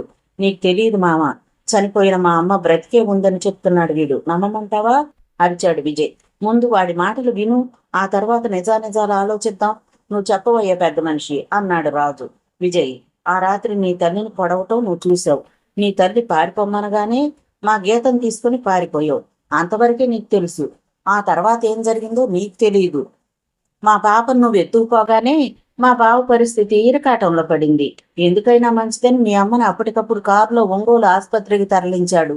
డాక్టర్లు రాత్రికి రాత్రే ఆపరేషన్ చేశారు. వారం రోజుల తర్వాత ఆవిడ ప్రాణం నుంచి బయటపడింది. నెల రోజులు ఆసుపత్రిలో ఉంది. తర్వాత ఆమెను సీక్రెట్ ప్లేస్కి తరలించి భద్రంగా ఉంచాం. ఎందుకంటే ఏదో ఒకరోజు నువ్వు కనపడితే నీ తల్లిని నీకు అప్పగించి మా గీతను వెనక్కి తెచ్చుకోవచ్చనే దూరదృష్టితో నీ తల్లిని బ్రతికించుంచాడు మా బావ. ఇప్పుడు నీతో మా బావ చెప్పమన్న విషయం కూడా అదే. మా గీతను మాకు అప్పగిస్తే నీ తల్లిని నీకు అప్పగించేస్తాం. నీ తల్లి బ్రతికున్న మాట నిజం, ఇందులో సందేహించాల్సిన పనే లేదు అంటూ వివరించాడు అచ్చయ్య. అంతా విని సీరియస్గా చూశాడు విజయ్. సో రాజీ ప్రయత్నానికి వచ్చావన్నమాట అడిగాడు. అవును. రాజీకి వచ్చేవాడివి రౌడీలతో ఏం పని? నన్ను కొట్టించాలని ఎందుకు ప్లాన్ చేశావు? ఆ ప్రశ్నకు అచ్చయ్య దగ్గర సమాధానం లేదు. పచ్చి వెలక్కాయ గొంతులో పడ్డట్టుగా అయింది. నువ్వు సమాధానం చెప్పలేదు. నిజమేమంటే బావ వల్ల కానిది నువ్వేదో సాధించాలని వచ్చావు. నా తల్లి బ్రతికుందన్న మాట కేవలం కట్టు కదా. ఇంకా చెప్పాలంటే వీడికి ఇంకా తల్లి ఎక్కడ గుర్తుంటుందిలే, ఎవరినో చూపించి అదే నీ తల్లి అంటారు. ఎందుకంటే ఎలాగైనా గీతను వెనక్కి తీసుకెళ్ళిపోవాలి. అదేగా మీ ఉద్దేశం. అది కాదు విజయ్, ఇక మాట్లాడకు. నేను చెప్పేది విని వెళ్ళి నీ బావకి నా మాటగా చెప్పు. గీత నా చెల్లెలైంది, చెల్లెలుగానే ఉంటుంది. ఇప్పుడు మీరెవ్వరూ దానికి గుర్తులేదు. బాగా చదివించాను. త్వరలో పెళ్లి కూడా చేస్తాను. మీ నీడ కూడా దాని మీద పడితే సహించను. నా వాళ్ళని నాకు కాకుండా చేసిన నీ బావకి నేను ఏనాడో విధించిన శిక్ష ఇది. కన్న కూతురు ఉండి కూడా వాళ్ళకి ఏమీ కాదు. ఎంతకాలం కూతురు కోసం మనశ్శాంతి లేకుండా చేశాను, ఇక ముందు కూడా అంతే. మరో మాట కూడా చెప్పు. పెళ్లికి తప్పకుండా శుభలేఖ పంపిస్తాను. నలుగురితో పాటు వాళ్ళు కూడా వచ్చి కూతురు తల మీద 4 అక్షతలు వేసి వెళ్ళమను. ఇంకెప్పుడు నా మీద ట్రిక్స్ ప్రయోగించే ప్రయత్నాలు చేయొద్దు. చేమకుర్తి వచ్చి మీ తలకాయలను సొరకాయల్లో నరికేస్తాను. నన్నెవ్వరూ ఆపలేరు. వెళ్ళిపో, వెంటనే వెళ్ళిపో అంటూ దారుణంగా హెచ్చరించి గిరుక్కున వెనుతిరిగాడు విజయ్. ఇక అచ్చయ్య అరిచి పిలిచినా వినిపించుకోకుండా బయటకు వచ్చి బైక్ స్టార్ట్ చేశాడు. అతని వెనకే రాజుతో పాటు కుర్రాళ్ళంతా వీధిలోకి వెళ్ళిపోయారు. ఏంది అచ్చయ్యారు? పరిస్థితి ఏమీ బాగున్నట్లేదు. ఆసుపత్రికి తరలించడం మంచిది. వ్యాన్ మాట్లాడమంటారా అని అడిగాడు యాదగిరి. ఆ పని తర్వాత కానీ ఏమిట్రా, ఎలా జరిగింది? ఇందులో నీ పాత్ర ఏమన్నా ఉండదంటావా? అనుమానంగా అడిగాడు అచ్చయ్య. ఎందుకంటే చాప కింద నీరులా వాళ్ళంతా కట్టడంలో ప్రవేశించినారంటే తాను గాని తమ మనుషులు గాని గమనించనే లేదు. ఏంది సాబ్ మీరు? నా మీదనే డౌటా? మీరు సెట్టింగేగా చేసినా? అయినా నేను ముందే చెప్పా కదా, ఆ పోరగాడు చాలా డేంజర్ అని. సరే వాళ్ళని ఆసుపత్రికి తరలించే ఏర్పాటు చూడు. నేను మా బావతో మాట్లాడతానంటూ సెల్ అందుకుని మేడ మీదకు దారి తీశాడు అజ్జయ్య. గీతకు పరీక్షలు అయిపోయాయి. ఆమె చెన్నై నుంచి హైదరాబాద్కు వచ్చేసింది. గీత రాకతో ఇంట్లో సంతోషం వెల్లివిరిసిందంటే ఆశ్చర్యమే లేదు. అక్కడ గీతకు తెలియని కొత్త క్యారెక్టర్లు. ఎదురింటి శారద ఆంటీ, ఆమె కూతురు పరిణిత, అలాగే రాజును ప్రేమించి విజయ్ ఆర్డర్ ప్రకారం తమ ఇంట్లోనే ఉంటున్న రాణి. వీళ్ళంతా కూడా గీతకు ఎంతో నచ్చారు. ఇక మందిరం వచ్చిపోతూనే ఉంది. మందిరంతో పాటు పరిణిత కూడా గీతకు మంచి ఫ్రెండ్ అయిపోయింది. ఈ లోపల మరో విషయం ఏమంటే, ఆ రోజు అచ్చయ్య వచ్చి వెళ్ళిపోయాక పురుషోత్తం మరో ప్రయత్నం చేస్తాడని భావించాడు విజయ్. కానీ అలాంటి సూచనలేమీ కనిపించలేదు. ఇదిలా ఉంటే గీత రాకతో విజయ్కి మందిర ఒత్తిడి అధికమైంది. ఏంటి అసలు నీ ఉద్దేశం? గీత పెళ్లి విషయం ఏం చేశావంటూ నిలదీసింది. ఏం చేయమంటావు? సంబంధం రావాలిగా. మా చిన్నన్నయ్య రవిచంద్ర గురించి అడుగుతున్నాను. మీ లెవెలకి మేం తోగం. ఓహో, నన్ను చేసుకోవడానికి కూడా ఇలాగే వంక పెట్టి తప్పించుకుంటావా? ఏం చెయ్యాలంటావు? వాళ్ళనొచ్చి పిల్లని అడగమను. అడగరు, నువ్వే పిలవాలి. ముందు మనం పెళ్లి చేసుకుందామని చెప్పు. రేపే మా అన్నయ్యను పంపిస్తాను. ఓ నాయనో, మరీ ఇంత స్పీడ్ వద్దు గాని, గీత ఇప్పుడేగా వచ్చింది. మీ రిజల్ట్స్ వచ్చాక అప్పుడు చూద్దామంటూ తప్పించుకున్నాడు విజయ్. ఇక ఇలా లాభం లేదు అనుకుంది మందిర. మర్నాడు ఉదయం వచ్చి షాపింగ్ చేయాలి రమ్మంటూ గీతను వెంట పెట్టుకుని బయలుదేరింది. ఎక్కడికి వెళ్తున్నావు? ఆటో రూటు మార్గం గమనించి అడిగింది గీత. మా అన్నయ్యను చూడాలి. వాడిని చూసి రిటర్న్లో షాపింగ్ చేద్దాం చెప్పింది మందిర. గీతకు అర్థం కాలేదు. ఏమిటే, మీ అన్నయ్య ప్రవీణ్ ఇక్కడెక్కడుంటాడు? ఆయన పోలీస్ కంట్రోల్ రూమ్లోగా ఉంటాడు. నేను చెప్పేది మా చిన్నన్నయ్య రవిచంద్ర గురించి. నీకు ఇంకో అన్నయ్య కూడా ఉన్నాడా? ఎప్పుడు చెప్పలేదే. ఇప్పుడు చెప్తున్నాగా, ఐపీఎస్ ట్రైనింగ్లో ఉన్నాడు. ట్రైనింగ్ కూడా అయిపోయింది. వచ్చే నెలలో ఇంటికి వచ్చేస్తున్నాడు. మనం ఇప్పుడు పోలీస్ అకాడమీకి వెళ్తున్నాం వివరించింది. మందిర ఉద్దేశం గీతకు తెలియదు. ముందు గీతను రవిచంద్రకు చూపిస్తే వాళ్ళిద్దరూ ఒకరికొకరు ఇష్టపడితే పని సులువైపోతుంది. లేకపోతే విజయ్ ఇలానే లేట్ చేసేస్తాడు. అందుకే గీతను వెంట పెట్టుకుని బయలుదేరింది. తను వస్తున్నట్టు మందిర ముందే ఫోన్ చేసి చెప్పటం వల్ల రవిచంద్ర బయటకు వచ్చి వెయిట్ చేస్తున్నాడు. నేను ఆటోలో ఉంటా గానీ నువ్వు వెళ్ళి మాట్లాడరా అంది గీత. నువ్వు కూడా మాట్లాడొచ్చు, మా అన్నయ్య చాలా మంచివాడు, రమ్మంటుంటే అంటూ గీతను కూడా తనతో అతని వద్దకు తీసుకెళ్ళింది. గీత రవిచంద్రులు యథాలాపంగా ఒకరినొకరు చూసుకున్నారు. అరవిచ్చిన గులాబీలా మెరిసిపోతున్న గీత సౌందర్య ప్రభలకు రవిచంద్ర తన మొదటి చూపులోనే ఫ్లాట్ అయిపోయాడంటే ఆశ్చర్యమే లేదు.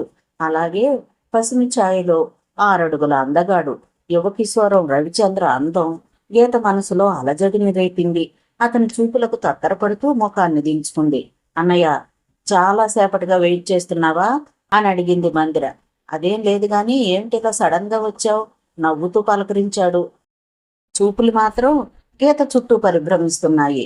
ఏం లేదు, నిన్ను చూడాలనిపించింది, వచ్చేశాను అన్నట్టు. ఇది నా బెస్ట్ ఫ్రెండ్ గీత. విజయ్ గురించి చెప్పాను కదా నీకు. అబ్బా, మళ్ళీ ఆరంభించావా? నీ వుడ్ బి విజయ్ గ్రేట్. ఒప్పుకుంటున్నాను తల్లి, సరేనా? నా వుడ్ బి కాదు బ్రదర్, ఆయన సిస్టర్ కూడా చాలా చాలా గ్రేట్. ఇది విజయ్ చెల్లెలు. నీ పెళ్లి గురించి మన ఇంట్లో ఎలా చర్చ సాగుతుందో అలాగే దీని పెళ్లి గురించి కూడా వాళ్ళ ఇంట్లో చర్చ సాగుతుంది. మందిరా, ప్లీజ్, నా గురించి ఎందుకు చెప్తావు? మీరు మాట్లాడుకోండి అంది చిన్నగా కోపడుతూ గీత. బాగుంది, ఎలాగూ వచ్చాం కదా, మీ ఇద్దరిని ఒకరినొకరికి పరిచయం చేయొద్దా? దేనికి? దేనికా? చూడరా అన్నయ్య, అన్నకు ఉన్న తెక్క ఈ చెల్లెమ్మకి ఉంది. అస్సలు నాకు ఇది పెద్ద స్పీడ్ బ్రేకర్ అయిపోయిందనుకో. దీనికి పెళ్ళైపోతే మాకు లైన్ క్లియర్ అవుతుంది అనుకుంటే ఇది ఇప్పుడే చేసుకోనంటోంది.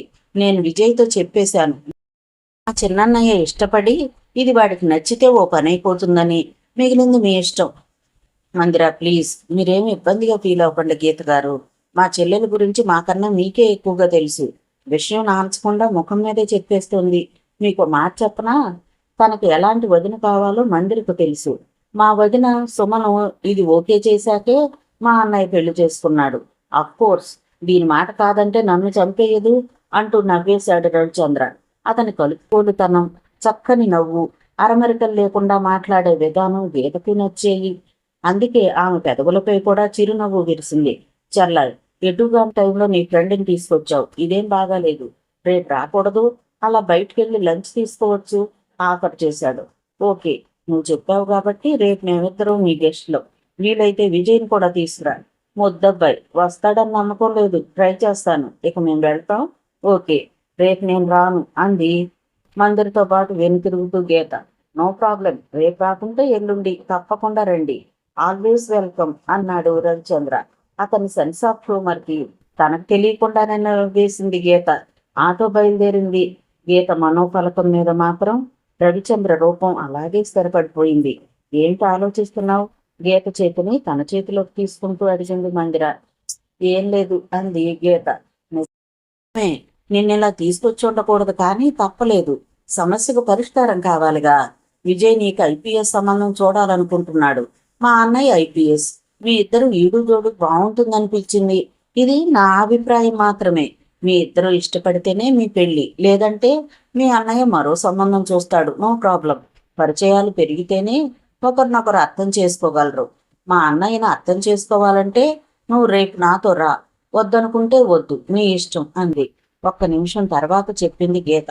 రేపు మీ అన్నయ్యను చూడడానికి నీతో వస్తున్నాను.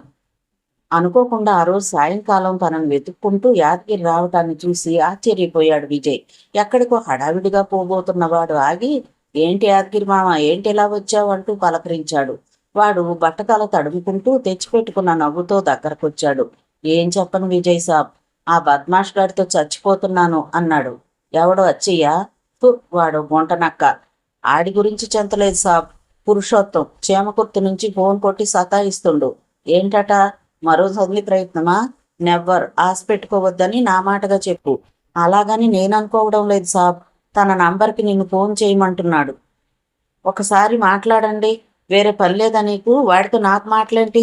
అర్జెంటు పని ఉంది, నేను వెళ్ళాలి. అలాగంటే కాదు సాబ్, నా కోసం ఒక్కసారి ఫోన్ చేసి మాట్లాడండి ప్లీజ్. నా సెల్ నుండి మాట్లాడండి సాబ్, నేను నంబర్ కొట్టిస్తానంటూ తన సెల్ అందుకున్నాడు యాదగిరి. ఇక వాడు మరీ అంతగా చెప్పాక తప్పదనిపించింది విజయ్కి. ఓకే, ఇలా ఇవ్వు అన్నాడు. ముందు తనే మాట్లాడాడు యాదగిరి. నమస్తే సాబ్, నేను యాదగిరిని. విజయ్ సాబ్తో మాట్లాడండి అంటూ సెల్ అందించాడు. అవతల నుంచి పురుషోత్తం గొంతు గరగరలాడింది. హలో చంద్రశేఖర్ అంటూ పలకరించాడు. పారిపోయిన చంద్రశేఖర్ వయసు 10 ఏళ్ళు. ఇప్పుడున్నది విజయ్. చెప్పాల్సింది అచ్చయ్యతో చెప్పి పంపాను. నాతో ఫోన్ చేయించమని యాదగిరి మీద ఎందుకు ఒత్తిడి తెస్తున్నావు? సీరియస్ గా అడిగాడు విజయ్. ఓరి నీ బండబడ, పేరు మార్చుకున్నంత మాత్రాన అసలు పేరు ఆడిపోతుండా చెప్పు. నీతో మాట్లాడాలా? మాట్లాడు. నీ తల్లి సరస్వతి బతికే ఉన్నది. నేను నమ్మను, నమ్మటానికి సిద్ధంగా లేను. నువ్వు నమ్మినా నమ్మకపోయినా ఇదే నిజం. ఆ రోజు ఆసుపత్రికి బతికించినాను. నమ్మనంటున్నాగా? అయితే ఆవిడ్ని చంపేయమంటావా? అది నీ వృత్తి కదా. నాకు చెప్పి ఎవరిని నువ్వు చంపక్కర్లేదు. చెప్పింది అనకపోతే ఇప్పుడు నీ వాళ్ళని చంపేస్తాను. నీ కూతురు ప్రాణాలతో ఉండటం ఇష్టం లేదా? ఒరే, అది మాకు ఒక్కగానొక్క కూతురురా, దాన్నేమీ చెయ్యమాక. షటప్, పిచ్చి వేషాలు వేయకు. బెదిరిపోతాననుకున్నావా? నువ్వు బెదిరిస్తే బెదిరిపోవాలా? సొంత చెల్లెలి కన్నా ఎక్కువగా గీతను పెంచాను. మన ఇద్దరి మధ్య అది బలిపశువు అయ్యే పరిస్థితి రా నీకు. మా కుటుంబంలో ఎవరికి హాని తలపెట్టినా ముందు నీ కూతురుని చంపేసి శాశ్వతంగా నీకు వారసులు లేకుండా చేసేస్తాను, జాగ్రత్త. ఓకే, ఒప్పుకుంటున్నా. నువ్వు నేను కూడా గతం మరిచిపోదాం. నీ తల్లి నువ్వు తీసుకుని మా బిడ్డను మాకు ఒగ్గేయమని గందా అడుగుతా ఉండాను. ఇందులో తప్పేముండదు చెప్పు. చచ్చిపోయిన మా అమ్మ బతికుందని నువ్వు చెప్పడమే తప్పు. అరిగిపోయిన రికార్డులా తిరిగి తిరిగి అదే చెప్పకు. సరి ఎంతగా చెప్తావన్నా నమ్మనంటా ఉండావే. గీతని నా మనుషులు ఏదో ఒకరోజు ఎత్తకరాక మానరు. ఆ తర్వాత చూస్తా నీ పొగరేంటో. అదే జరిగితే నేను సుడిగాలవుతా. నీ ఊరికొస్తా, నీ ఇంటికొస్తా. నీ కళ్ళ ముందే నీ ఇంట్లో అందరినీ తెగనరికి నా చెల్లెల్ని నేను వెనక్కి తెచ్చుకుంటా. అప్పుడు చచ్చిన వాళ్లలో నీ శవం కూడా ఉంటుంది. అప్పటిదాకా ఎందుకు? రమ్మంటావా? తేల్చుకుందామా? చీమకుర్తి రమ్మంటావా నన్ను? ఇప్పుడే, ఈ క్షణమే బయలుదేరుతున్నా. వద్దొద్దు అరిచాడు అవతల నుంచి పురుషోత్తం. ఓరి నీ బండబడ, ఇదేం స్పీడ్ రా? ఎందుకొచ్చిన గొడవ గాని? నా మాట నమ్మరా? నీ తల్లిని నీకు ఇచ్చేస్తా గాని మా కూతుర్ని మాకు ఇచ్చేయిరా. సరస్వతి బతికే ఉండాదిరా అంటూ తిరిగి కాళ్ల బేరానికి వచ్చాడు. ఎక్కడుంది అడిగాడు విజయ్. చెప్తే నువ్వు వెళ్ళి తీసుకుపోతామనా? అది మాత్రం చెప్పను. చూడు పురుషోత్తం, నాతో గేమ్ ఆడకు. బరిలో దిగానంటే నీ అంతు చూసే వరకు నిద్రపోను. మళ్ళీ ఫోన్ చేయకు. పెళ్లికి ఎలాగో పిలుస్తాను, వచ్చి పెళ్లి చూసి భోంచేసి వెళ్ళు.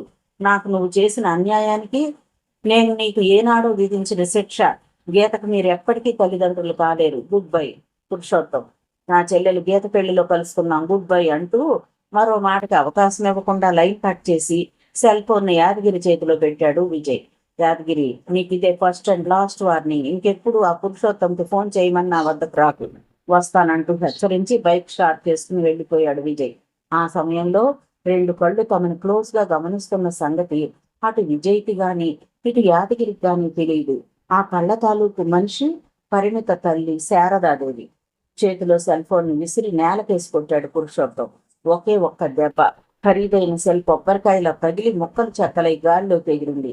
నవ్వుతూనే గొంతులు కోసే మనిషి పురుషోత్తం తన కోపతాపాలను పైకి వ్యక్తం చెయ్యడు. అటువంటి పురుషోత్తంలో ఇంతటి కోపాన్ని అటు అచ్చయ్య గాని ఇటు అనుచరులు గాని ఎప్పుడూ చూడలేదు. అందుకే ఎక్కడి వాళ్ళక్కడ పొయ్యబారి చూస్తున్నారు. విజయ్ మాటలకి ఎంతగా ఇరిటేట్ అయ్యాడంటే పిచ్చి పట్టి జుట్టు పిక్కోవడం ఒక్కటే తక్కువ పురుషోత్తంకి. అందుకే తనని తాను కంట్రోల్ చేసుకోవడానికి బాటిల్ ఎత్తి డ్రా విస్కీ 3 బుక్కలు తాగి సోఫాలో పూలబడుతూ సిగరెట్ వెలిగించుకున్నాడు. గెస్ట్ హౌస్ లో చీమ చిటుకుమన్నా వినిపించేంత నిశ్శబ్దంగా ఉంది. సిగరెట్ వెలిగించి 2 దమ్ములు లాగి అచ్చయ్య వంక చూశాడు. వీడెక్కడ దాపురించినాడ్రా, నాకు మొండిగట్టంలా ఉండాడే. కొరుకుడు పట్టలేదు. సిక్కడు తందామంటే కాలికి దొరకడు.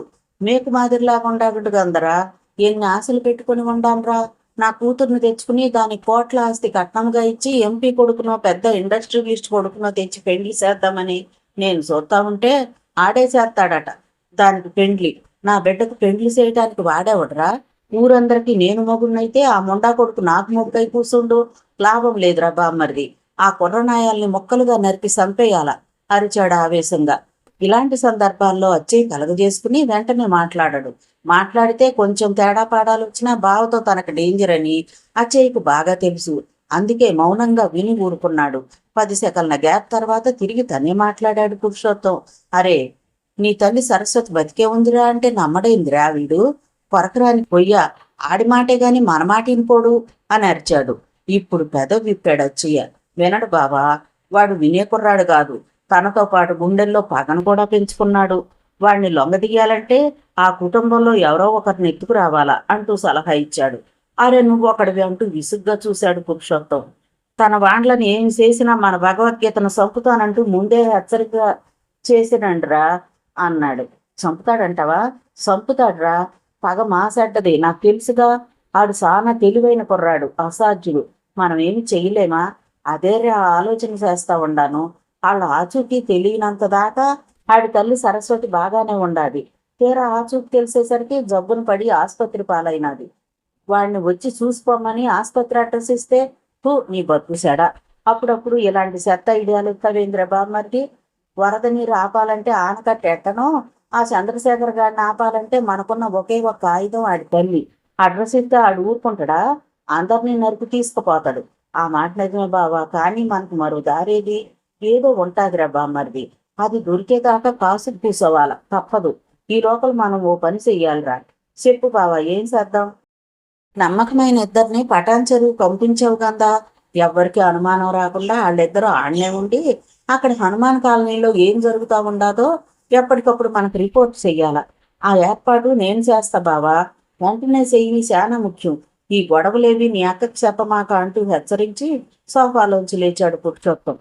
ఎందుకో తన బెడ్రూంలోకి వచ్చిన శారదాదేవి యథాలాపంగా బయటకు చూసింది.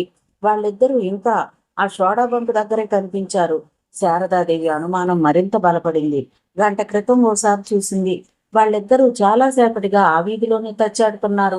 సోడా బంకులో సోడాలు తాగటం, సిగరెట్లు తీసుకోవడం, వీధిలో అటు ఇటు తిరిగి మరీ ఆ బంకు వద్దకే చేరటం. ఎవరో వీళ్ళిద్దరూ ఎక్కడో చూసిన ముఖాల్లా ఉన్నాయని మొట్టమొదటిసారిగా చూసినప్పుడే అనుమానించింది. ఎవరు వీళ్ళు? ఎందుకు వచ్చారు? అప్పుడప్పుడు వాళ్ళు విజయ్ డాబా ఇంటి వైపు ఎందుకు చూస్తున్నారు? ఈసారి అక్కడే కిటికీ దగ్గర నిలబడింది ఆవిడ. క్లోజ్ గా వాళ్ళని గమనిస్తూ ఆలోచిస్తోంది. సిగరెట్లు ఊది పారేసి బంకులో చెరో సోడా తాగి నెమ్మదిగా వీధి ఎగువకు నడక ఆరంభించారు. డౌట్ లేదు, కాసేపట్లో వాళ్ళిద్దరూ తిరిగి ఇట్టే వస్తారు. వాళ్ళిద్దరూ చీమకుర్తి మనుషులు కాదు కదా. పురుషోత్తంకి ఏజెంట్లుగా పనిచేస్తున్నారా? ఆమె ఊహించిన దానికన్నా ముందుగానే ఆ వ్యక్తులిద్దరూ వీధి ఎగువకు వెళ్ళినట్టే వెళ్ళి తిరిగి వెనక్కి వస్తూ కనిపించారు. ఇంతలో మమ్మీ, నేను బయటికెళ్ళొస్తానంటూ హాల్లోంచి పరిణిత గొంతు వినిపించింది. ఆగు, వెళ్లకు, ఉలిక్కి పడుతూ పెద్దగా అరిచింది శారదాదేవి. అది కాదు మమ్మీ, లోపలికి తొంగి చూస్తూ ఏదో చెప్పబోయింది పరిణిత. ఇంకేం చెప్పకు, ఓసారి ఇలారా. ఏమైంది? అటు చూడు, వాళ్ళిద్దరిని ఎక్కడన్నా చూసిన గుర్తుందా? అటు చూసింది పరిణిత. చూడగానే షాక్ అయింది. మమ్మీ, వాళ్ళిద్దరూ చీమకుర్తి పురుషోత్తం మనుషులు. ఆశ్చర్యంగా చెప్పిందామె. అయితే నా డౌట్ కరెక్టే కదా? అవును మమ్మీ, మర్చిపోయావా? ఆ రోజు మన జీపును తరుముతున్న వాళ్ళల్లో వీళ్ళు ఉన్నారు. అవును, చీమకుర్తి వీధుల్లో వీళ్ళని చూసిన గుర్తు. ఖచ్చితంగా వీళ్ళని ఆ పురుషోత్తం పంపించి ఉంటాడు. ఇక్కడ ఎవ్వరూ వీళ్ళని గుర్తించలేరన్న ధైర్యం. నువ్వు బయటికెళ్లకు, ప్రమాదం. మనం ఇక్కడ ఉంటున్న సంగతి వాళ్ళకు తెలియకూడదు. ఏం చేద్దామంటావు? విజయ్ ఫోన్ చెయ్యి, వీళ్ళ గురించి చెప్పు, మిగిలింది కన్ను చూసుకుంటాడు. ఆలస్యం చేయకుండా తన సెల్ నుంచి విజయ్ ఫోన్ చేసింది పరిణిత. ఎక్కడున్నావు అని అడిగింది. ముఖ్యమైన పని మీద ప్రస్తుతం కృష్ణానగర్లో ఉన్నాను. ఓ గంట పడుతుంది రావటానికి. ఏంటి విషయం? చీమకుర్తి మనుషులిద్దరూ మన వీధిలో బీటు వేశారు. సోడా బంక్ దగ్గర ఉన్నారు. ఓ మామయ్య రాజుకి, నా ఫ్రెండ్ వెంకట్కి ఫోన్ చేస్తాను. Don't worry. ఎందుకైనా మంచిది మీరు కాసేపు బయటికి రావద్దు. వాళ్ళు మిమ్మల్ని చూడలేదుగా? లేదు. ఓకే. అవతల లైన్ కట్ చేశాడు విజయ్. సరిగ్గా 5 నిమిషాల తర్వాత వీధిలో నడుచుకుంటూ వస్తూ కనిపించాడు రాజు. పరిణిత సెల్కి ఫోన్ చేశాడు తన సెల్ నుంచి. విషయం అల్లుడు చెప్పాడు గాని వాళ్ళిద్దరూ ఎక్కడా? సోడా బంక్ దగ్గర ఎవరు ఉన్నట్టుగా లేరే అని అడిగాడు. నీకు ఎదురుగా నడుచుకుంటూ వస్తున్నారు చూడు, వాళ్లే. అర్థమైంది. మన వాళ్ళు వచ్చేస్తున్నారులే అంటూ లైన్ కట్ చేశాడు రాజు. కిటికీ వెనక నుంచి తల్లి కూతుళ్ళు చూస్తూనే ఉన్నారు వీధిలోకి. రాజుని దాటి వాళ్ళిద్దరూ పోబోతుంటే రాజు వాళ్ళని ఆపి అగ్గిపెట్టి అడిగాడు. ఒకడు జేబులోంచి మ్యాచ్ బాక్స్ తీసిచ్చాడు.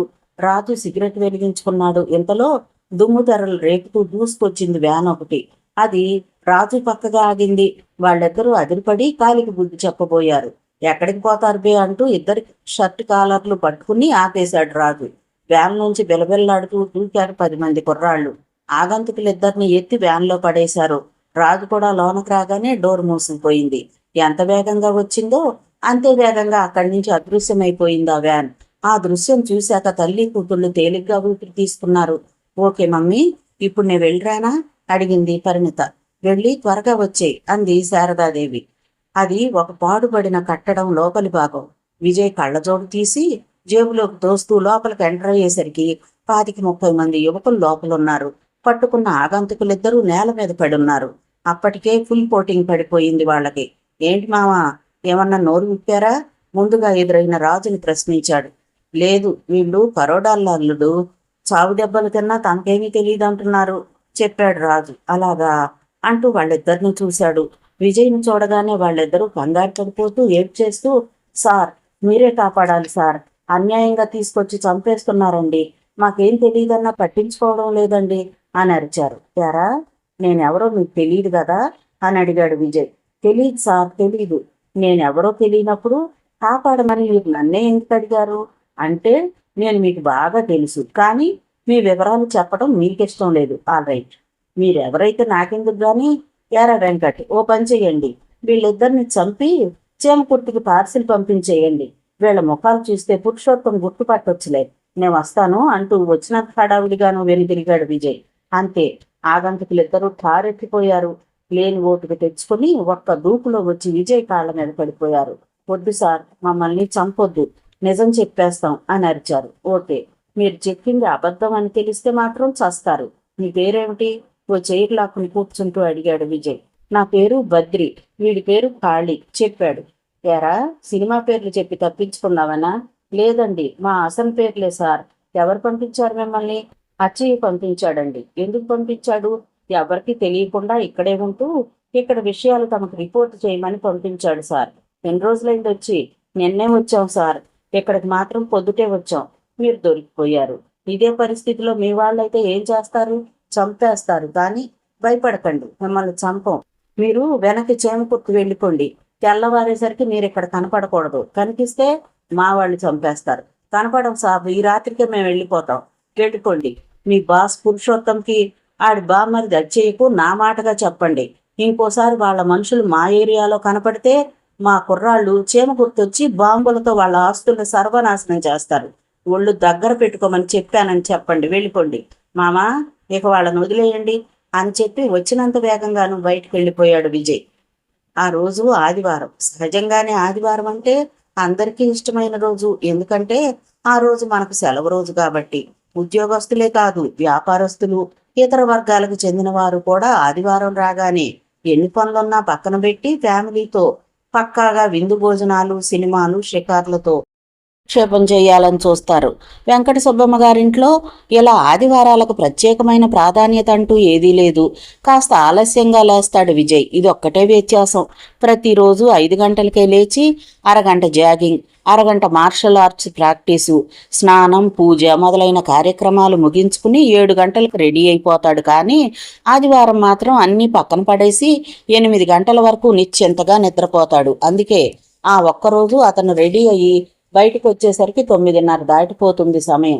ఎప్పట్లాగే ఆదివారం కాబట్టి 9:30కు స్నానం చేసి డ్రెస్అప్ అవుతున్నాడు. ఎంతలో హడావిడిగా లోపలికి వచ్చాడు రాజు. గుడ్ మార్నింగ్ అల్లుడు అంటూ పలకరించాడు కూడా. గుడ్ మార్నింగ్ మామ, నువ్వింకా ఇంట్లోనే ఉన్నావు అడిగాడు విజయ్. వండకపోతే కాళ్ళు విరగొడతానంటూ అక్క ఆర్డర్. అదేంటి, బయటికి వెళ్ళకపోతే కదా ఆ మాట అనాలి? అదే నాకు అర్థం కావట్లేదురా అల్లుడు. నీకేమన్నా అర్థమైందా? ఇవాళ స్పెషాలిటీ ఏమిటి? నాకేం తెలుసు మామ, ఏమైంది ఇంతకీ? అదే అర్థం కాక చూస్తున్నాను. గీత చక్కగా స్నానం చేసి పొద్దుటే ముస్తాబైంది. అటు కిచెన్లో గారెలు, కోడికూర, మటన్ కర్రీస్తో వంటలు, పిండి వంటలు. నా కాబోయే భార్యమని రాణి కూడా చెప్పనంటోంది. ఇంట్లో మగాళ్ళం, మనతో చెప్పాలా వద్దా? సర్లే మామ, అమ్మకి తెలీదా ఏంటి? ఈరోజు ఆదివారం, కోడికూర గారెలతో టిఫిన్ చేస్తున్నట్టున్నారు. ఎలాగూ వడ్డిస్తారుగా, హ్యాపీగా తినే దీనికి గొడవ ఎందుకు? అయ్యో, నీకెలా చెప్పాలో అర్థం కావటం లేదు. అలా బయటకు వచ్చి చూడరా బాబు, స్వీట్లు కూడా రెడీ చేస్తున్నారు. సరే మామ, వాళ్ళ సరదా వాళ్ళవే, మన పనులు మనవే. సైలెంట్గా నీ డ్యూటీ గుడికి వెళ్ళిపో. ఇదిగో కాసేపు నేను బయలుదేరుతున్నాగా, అంతేనంటావా? అయితే ఓకే రాళ్ళు. బయటకు వచ్చేశాడు రాజు. ఇలా కాలు బయట పెట్టాడో లేదో అలా దూసుకొచ్చి గేటు ముందు ఆగిన సిఐ ప్రవీణ్ గారి కారును చూసి ఆశ్చర్యంతో నోరు తెరిచాడు రాజు. ఉత్తినే రాలేదు ఆయన. తమ్ముడు రవిచంద్ర, చెల్లెలు మందిర, భార్య సుమ, తమ 2 పిల్లలతో సహా కుటుంబ సమేతంగా తరలొచ్చాడు. అందుకే రాజుకి అంత ఆశ్చర్యం. వెళ్ళినంత వేగంగానూ లోనకొచ్చేస్తూ అల్లుడు, అరే అల్లుడు అంటూ అరిచాడు. మామ, నీతో చచ్చిపోతున్నానురా, మళ్ళీ ఏమైందిరా విసుక్కుంటూ అడిగాడు విజయ్. ఇంకా ఏం కావాలరా? పొద్దుటే ఆ సిఐ గారు కుటుంబ సమేతంగా మన ఇంటి మీదకి రైడింగ్కి వచ్చేస్తున్నారు. సెర్చ్ వారెంటో అరెస్ట్ వారెంటో అర్థం కావటం లేదు. సరిగ్గా చూసావా? ఫ్యామిలీతో వస్తున్నారా? 2 కళ్ళతో చూశాను, వచ్చి నువ్వు కూడా చూడు. మన ఇంట్లో హడావిడి ఎందుకో నాకు అర్థమైంది. అమ్మ వాళ్ళని ఆహ్వానించి ఉంటుంది, దీనికి కంగారెందుకు? పద అంటూ హాల్లోకి వచ్చాడు విజయ్. అప్పటికే సిఐ ప్రవీణ్ కుటుంబం డోర్లోకి వచ్చేసింది. నమస్తే, రండి రండి. మర్యాదపూర్వకంగా ఆయన కుటుంబాన్ని ఆహ్వానించాడు విజయ్. మందిర ఇవాళ చీరా జాకెట్లో సింపుల్ అలంకరణతో మరింత అందంగా ఉంది. సుమ కూడా నీట్గా సాంప్రదాయంగా ఉంది. ఇక ప్రవీణ్ తమ్ముడు రవిచంద్రన్ చూడడం అతనికి ఇదే మొదటిసారి. చాలా చక్కగా గీతకు ఈడు జోడుగా ఉన్నాడనిపించింది. తూనే మందిర, సుమ కిచెన్లోకి వెళ్ళిపోయి మిగిలిన లేడీస్తో జాయిన్ అయిపోయారు. వాళ్ళ వెనకే పిల్లలు పరిగెత్తారు. సిఐ ప్రవీణ్, రవిచంద్రలు సోఫాలో కూర్చున్నారు. విజయ్, రాజులు నిలబడే ఉన్నారు. ఇంట్లో హడావిడికి వీళ్ల రాకకు ఏదో సంబంధం ఉందని డౌట్ కొడుతూనే ఉంది అతనికి. విజయ్, వీడు మా తమ్ముడు రవిచంద్ర, ఐపీఎస్. నమస్తే. నమస్తే. మీ గురించి విన్నాను, చూడటం ఇదే ఫస్ట్. ఎస్, నేను విన్నాను మీ గురించి, ఇదే చూడడం. I'm happy. విజయ్, మీరు నిలబడితే కాదు, కూర్చోవాలి. రాజు, నువ్వు కూడా. మనం చర్చించవలసిన విషయాలు చాలా ఉన్నాయి. అన్నట్టు మేము వస్తున్న సంగతి మీకు తెలీదా ఏంటి? కొంచెం ఎగ్జైట్గా కనిపిస్తున్నారు అంటూ పెద్దగా నవ్వేశాడు ప్రవీణ్. వాళ్ళకు తెలియదు బాబు అంటూ చిన్నగా నవ్వుతూ అక్కడికి వచ్చింది వెంకట సుబ్బమ్మ. మా విజయ్తో చెప్తే ఇవాళ రేపు అంటూ వాయిదా వేసేస్తాడు. శుభకార్యాలు ఎప్పుడు అనుకున్నప్పుడే జరిగిపోవాలి అంది. అతనికి నిజంగానే కోపం వచ్చింది. తల్లి వంక గుర్రుగా చూశాడు. ఒరేయ్, నువ్వు అలా చూస్తే ఇప్పుడు భయపడిపోను. నీ పెళ్లి నువ్వు వాయిదా వేసుకో, నేను అడగను. కానీ ఇంట్లో ఆడపిల్ల పెళ్లి వాయిదా వేయకూడదు. వాళ్ళిప్పుడు పిల్లని అడగటానికే కాదు, పిల్లని ఇవ్వటానికి కూడా వచ్చారు. ఏది ముందు ఏది వెనక మాట్లాడుకోండి అంది. ఇంతలో చక్కగా ముస్తాబైన గీత కాఫీ కప్పుల ట్రేతో చిన్నగా నడుచుకుంటూ వచ్చింది. వెంటే పరిణితి కూడా ఉంది. ఆమెను చూడగానే విజయ్కి అర్థమైపోయింది, లోపల ఆమె తల్లి శారదాదేవి కూడా ఉందని. వంటలు చేయడంలో ఆవిడ ఎక్స్పర్ట్. ఇక మందిర్ వచ్చి తన అన్నల వెనుక సోఫా కానుకొని నిలబడింది. భార్య సుమ లోపల శారదాదేవి రాణీలతో కబుర్లు చెప్తూ కిచెన్లోనే సెటిల్ అయింది. పిల్లలిద్దరూ అటు ఇటు పరుగులు తీస్తూ ఆడుకుంటున్నారు. గీత కొద్దిగా సిగ్గుపడుతూ ముందుగా రవిచంద్ర కాఫీ కప్పు అందించింది. తర్వాత అందరికీ కాఫీ కప్పులు అందించి లోపలికి వెళ్ళిపోయింది. పరిణితి మాత్రం కిచెన్ డోర్ దగ్గర నిలబడింది. కాఫీలు తాగేవాళ్ళు ఎవరు మాట్లాడుకోలేదు. విజయ్ పిలిచాడు ప్రవీణ్. చెప్పండి సార్. సార్ అవసరమా? బియ్యం అందుకుంటూ ఉండగా, ఇంకా ఏంటయ్యా, మా చెల్లెలు మందిర నిన్నే పెళ్లి చేసుకుంటానంటూ ఒంటి కాలు మీద తపస్సు చేస్తుంది. మేమిప్పుడు దాని ఇష్టానికి గ్రీన్ సిగ్నల్ ఇచ్చేసాం. ఇక మీ చెల్లెలు గీతను మావాడు ఇష్టపడుతున్నాడు కాబట్టి మీరు కూడా ఓకే అంటే 2 పెళ్ళిళ్ళు ధూమ్ధామ్గా జరిపించేయాలని మేం చూస్తున్నాం. నీదే ఆలస్యం అంటూ వచ్చిన పని వెంటనే చెప్పేశాడు. అవుననుకోండి, ఓ మాట గీతను కూడా అడిగి తెలుసుకుని విజయ్ మాటలు పూర్తి కాకముందే మందిర విసుగ్గా చూసింది. ఏం తెలుసుకుంటావు? అమ్మాయికి అబ్బాయి నచ్చాడో లేదో తెలుసుకోవాలనా? వాళ్ళిద్దరూ ఇష్టపడి చాలా రోజులైంది. వాళ్ళ లవ్ ట్రాక్ సంగతి నీకు తెలీదు అంది. ఇప్పుడు తెలిసిందిలే, ఇద్దరికి పరిచయం చేసింది నువ్వేనని. హలో, పరిచయం మాత్రమే నేను చేశాను. తర్వాత సెల్ ఫోన్లో మాటలు, బయట ఇద్దరు షికార్లు.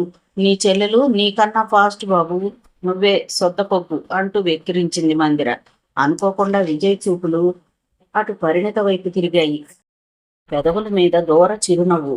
ఆ నవ్వుకి అర్థం తనకు తెలియంది కాదు. వద్దనుకున్నా తను క్రమంగా మందిర వైపు ఒదిగిపోతున్నాడనే ఫీలింగ్ అతన్ని ఇబ్బంది పెడుతోంది. మరొకప్పుడైతే తనని సొద్దపప్పు అన్నందుకు మందిరతో ఖచ్చితంగా గొడవ పడేవాడు, కానీ ప్రస్తుతం చిన్నగా నవ్వి ఊరుకున్నాడంతే. అంతవరకు కామ్గా ప్రేక్షకుల్లా కూర్చున్న రవిచంద్ర చిన్నగా దగ్గి విజయ్ని చూశాడు. చూడండి బావగారు, మీ చెల్లాయి నాకు ఓకే, అలాగే మీ చెల్లాయికి నేను కూడా ఓకే. ఇందులో కట్న కానుకల ప్రసక్తే లేదు. మీరు ఇవ్వగలిగింది మీ చెల్లెలకి ఇచ్చుకోండి, మేము ఇవ్వగలిగింది మా చెల్లెలకి ఇచ్చుకుంటాం. ఏమంటారు అని అడిగాడు. అవును విజయ్, 2 పెళ్లిళ్ళు ఒకేసారి జరిపించాలని మేమనుకుంటున్నాం. మీ అత్తగారి ఆశ కూడా అదే. నీ ఉద్దేశం ఏమిటో చెప్పు అని అడిగాడు సిఐ ప్రవీణ్. విజయ్ కొంచెం ఇబ్బందిగా కదిలాడు. తను మౌనం వహించి ప్రయోజనం లేదు. పెదవిప్పక తప్పలేదు. ప్రవీణ్ వంక చూశాడు. మీ సంబంధం మాకు చాలా సంతోషమే, అయితే ఒక విషయం మీకు స్పష్టంగా చెప్పాలి అన్నాడు. చెప్పు విజయ్, చెప్తేగా మాకు అర్థమవుతుంది. ఏం లేదు, ఈ ఇంట్లో మొత్తం 3 శుభకార్యాలు జరగాలని ఉంది. చెల్లాయి పెళ్ళైన తర్వాత గాని పెళ్లి చేసుకోకూడదని నేను అనుకుంటున్నాను. అలాగే మా మామయ్య రాజు కూడా ఈ పెళ్లి కాగానే తను మా ఆంటీ రాణిని పెళ్లి చేసుకోవాలని చూస్తున్నాడు. ఎలా చూసినా ముందు మా గీత పెళ్లి ఫస్ట్ జరగాలి. ఇందులో ఆలోచించాల్సిందేముంది విజయ్, 3 పెళ్లిళ్ళు ఒకేసారి జరిపించేస్తాంగా. సుబ్బమ్మ గారు మీరేమంటారు అంటూ వెంకట సుబ్బమ్మని అడిగాడు ప్రవీణ్. నాదే ఉంది బాబు, అంతా వాడిష్టం. అబ్బాయి అలా చెప్తే అలాగే చేద్దాం అందావిడ. కానీ నా అభిప్రాయం అయితే అన్నయ్య అంటూ ప్రవీణ్ మాటలకు అర్థం వచ్చింది మందిర. విజయ్ నా కాబోయే భర్త. ఆయన నా మెడలో ఎప్పుడు తాళి కట్టాలనుకుంటే అప్పుడే కట్టని. ఇది మాకు సమస్య కాదు. ఇష్ట ప్రకారమే ముందు చిన్నన్నయ్య గీతల పెళ్లి ప్లాన్ చేయండి, మిగిలింది తర్వాత అంటూ విజయ్ని సమర్థించింది. ఓహో, ఇప్పటి నుంచి ఆయన్ని వెనకేసుకొస్తున్నావన్నమాట.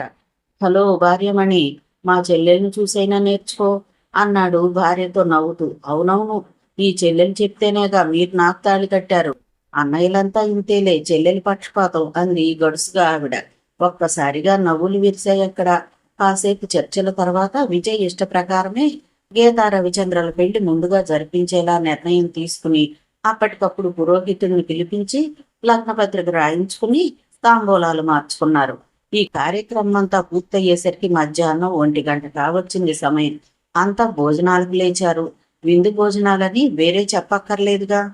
ఇల్లు కట్టి చూడు, పెళ్లి చేసి చూడు అన్నారు. ఎందుకంటే ఇవి చేసిన వాళ్ళకే తెలుస్తాయి అందులోని సాధక బాధకాలు. ఇల్లు కట్టాలన్నా పెళ్లి చేయాలన్నా ఒకరితో అయ్యే పని కాదు, తలో చెయ్యి వేయాలి. శుభలేఖలు వేయించినప్పటి నుంచి కళ్యాణ మహోత్సవం పూర్తయ్యే వరకు కుటుంబంలో ఎవ్వరికి క్షణం తీరిక ఉండదంటే ఆశ్చర్యమేమీ కాదు. పూలాలు మార్చుకున్న సరిగ్గా నెల రోజుల తర్వాత పెళ్లి ముహూర్తం వచ్చింది. అంటే పెళ్లికి లగ్నం వ్యవధి కేవలం 30 రోజులు మాత్రమే. ఒకప్పుడు పెళ్లి నెల రోజుల ముందంటే ఒక్క పని అవలేదంటూ ఒకటే హడావుడి ఉండేది. ఇప్పటి రోజుల్లో అన్ని రెడీమేడ్గా దొరుకుతున్న రోజులు కాబట్టి పెళ్లి వారం రోజులున్నా హడావుడి పడాల్సిన అవసరమే లేదు. ఉన్న హడావుడి అంతా డబ్బు కోసమే. ఒకనాటి 7 రోజుల పెళ్లిళ్ల కాలం పోయింది, 3 రోజుల పెళ్లిళ్ల కాలము పోయింది. తర్వాత ఒక్కరోజు పెళ్లి కూడా మారి పూటకోళ్ల పెళ్లి రోజులు వచ్చేశాయి. అంతా రెడీమేడ్ చుట్టాలు, బంధువులు అంతా ముహూర్తం టైంకి రావటం, వధూవరుల్ని ఆశీర్వదించి భోంచేసి అటు నుంచి అటే కళ్యాణ మండపం నుంచే వెళ్ళిపోవటం. అంతా సింపుల్. అయితే తన చెల్లెలి పెళ్లి మరీ అంత సింపుల్ గా కాదు గాని సాంప్రదాయంగా వైభవంగా చక్కగా జరిపించాలనే ఆలోచనలో ఉన్నాడు విజయ్. అందుకే శుభలేఖలు కూడా సాంప్రదాయంగా చక్కగా ప్రింట్ చేయించాడు. కళ్యాణ మండపం ముందే బుక్ చేశాడు. ఈ పెళ్లి ఏర్పాట్ల విషయంలో విజయ్తో పాటు రాజు, ఇంకా విజయ్ ఫ్రెండ్స్ సర్కిల్ అంతా బిజీ బిజీ. పెళ్లి ఇంకో వారం రోజులుగా విజయ్ పంపించిన పెళ్లి శుభలేఖ పోస్ట్ లో పురుషోత్తంకి అందింది. వచ్చిన శుభలేఖను అచ్చయ్య గెస్ట్ హౌస్ కి తెచ్చి అతనికి అందించాడు. శుభలేఖను చూడగానే పురుషోత్తం ముఖం కందగడ్డ అయిందంటే ఆశ్చర్యం లేదు. సహజం. తన రక్తం పంచుకు పుట్టిన సొంత బిడ్డకు ఎక్కడో ఎవరో పెళ్లి చేస్తున్నారంటే కోపం బాధ పొంగుకు రాకుండా ఉండవు కదా. మనం ఏమి చేయలేకపోయాంరా. మన చేతులకు గాజులు తొడిగి వాడు మేసం దువ్వి మరి తన మాట నిలబెట్టుకుంటా ఉండాడు. శభాష్రా విజయ్ అన్నాడు శుభలేఖను తిప్పి చూస్తూ. పెళ్లి కొడుకు సిఐ ప్రవీణ్ తమ్ముడట. రవిచంద్ర ఐపీఎస్ చెప్పాడు అచ్చయ్య. అవును, వాడి కుట్ర కుతంత్రం అర్థమవుతా ఉండాదిరా బామ్మర్ది. లోకంలో ఎక్కడా దొరకనట్టు పోయి పోలీస్ సంబంధం చేస్తా ఉండాడు చూడు. ఏ డాక్టరో ఇంజనీరో మరో సంబంధమో చెయ్యొచ్చుగా. ఉహుం. నన్ను సాధించడం కోసమే వాడు ఏరి కోరి ఐపీఎస్ నల్లుడిని చేస్తున్నాడు. అవును బావా, మనం ఏమి చేయలేమంటావా? బాధగా అడిగాడు అచ్చయ్య. ఏం చేస్తాం? ఏం చెయ్యగలం? ఎదురు ప్రశ్నించాడు పురుషోత్తం. ప్రస్తుతానికి మన చేతిలో ఏమీ లేదురా బామ్మరిది. ఆడు మన చేతులను కట్టేసినాడు. శైని వాడే ఈ పెళ్లి శైని. వైకుంఠపాళిలో పాము నోటికి సిక్కేసినాను. ఏమీ చెయ్యలేము కానీ ఏదో ఒకరోజు మన చేతికి సిక్కకపోడు. ఆ నమ్మకం నాకుండాది. ఎంతకీ మనం పెళ్లికి వెళ్తున్నామా లేదా? వెళ్ళాలి. తల వంచుకుని ఆడు చెప్పినట్టే నలుగురితో పాటు కొత్త దంపతుల మీద అక్షతలు జల్లి భోంచేసి వచ్చేద్దాం. కూతురు పెళ్లి ఎవరు చేస్తేనేమిరా బామ్మరిది, చూడాలి కదా. అవును, ఈ పెళ్లి శుభలేఖ సంగతి నీ అక్కడికి తెలుసా? చెప్పలేదు బావా. నువ్వు చెప్పమంటే చెప్తాను. ఇప్పుడొద్దు, హైదరాబాద్ వెళ్ళాక అక్కడ చెబుదాం. పెళ్లి రేపు అనగా ముందు రోజు సాయంకాలం విజయ్ సెల్కి ఓ ఫోన్ కాల్ వచ్చింది. ఫోన్ చేసింది ఎవరో కాదు, పురుషోత్తం భార్య నాగమ్మ. విజయ్ ఎంత మాత్రం ఊహించని పరిణామం ఇది. నాయనా విజయ్, ఓసారి ఇంటికి రాగలవా? నీతో మాట్లాడాలి అడిగింది ఆవిడ. ఎక్కడున్నారు అడిగాడు. చెప్పింది ఆవిడ. మీతో ఎవరెవరున్నారు అడిగాడు. అంతా ఉన్నారయ్యా. అలాగా నువ్వేం భయపడాల్సిన పని లేదు. మా బిడ్డ పెళ్లి చూడాలని వచ్చాం. నువ్వు ఎలా వచ్చావో అలాగే క్షేమంగా పంపించే బాధ్యత నాది. ఈ తల్లి బాధ అర్థం చేసుకుని ఆయన ఒక్కసారి రాబాబు నా కోసం అంటూ ఆమె చిన్నగా వెక్కి వెక్కి ఏడవటం ఫోన్లో వినిపించింది. 5 సెకండ్లు సైలెంట్ గా ఉండిపోయాడు విజయ్. తన మీద పగ తీర్చుకోవడానికి ఇది పురుషోత్తం ప్రయోగిస్తున్న కొత్త ట్రిక్ కాదు కదా. వాడు కట్లపాము, నమ్మటానికి వీల్లేదు. చూడమ్మా, మీ మీద నాకు ఎలాంటి కోపమూ లేదు. మీ బాధను అర్థం చేసుకోగలను, కానీ ఇక్కడ పెళ్లి పనుల్లో చాలా హడావిడిగా ఉన్నాం. ఈ పరిస్థితిలో రావటం సాధ్యపడదు. రేపు ఎలాగో కళ్యాణ మండపంలో కలుస్తాం కదా నచ్చ చెప్పబోయాడు. లేదు బాబు, రావాలి నా కోసం. నీ తల్లి లాంటి దాన్ని నా కూతురికి నువ్వు అన్నగా ఉన్నావంటే నేను నీ తల్లి లాంటి దాన్నే కదా. ఒక్కసారి బాబు, ఇక్కడ నీకెలాంటి హాని జరగదు. లేదమ్మా, నాకెలాంటి భయం లేదు. ఓకే, ఎంతగా అడుగుతున్నారు కాబట్టి ఓ అరగంటలో వచ్చేస్తున్నాను. శుభకార్యానికి వచ్చిన మీ ఆయన మనుషులు అంతా సైలెంట్ గా ఉంటే మంచిది.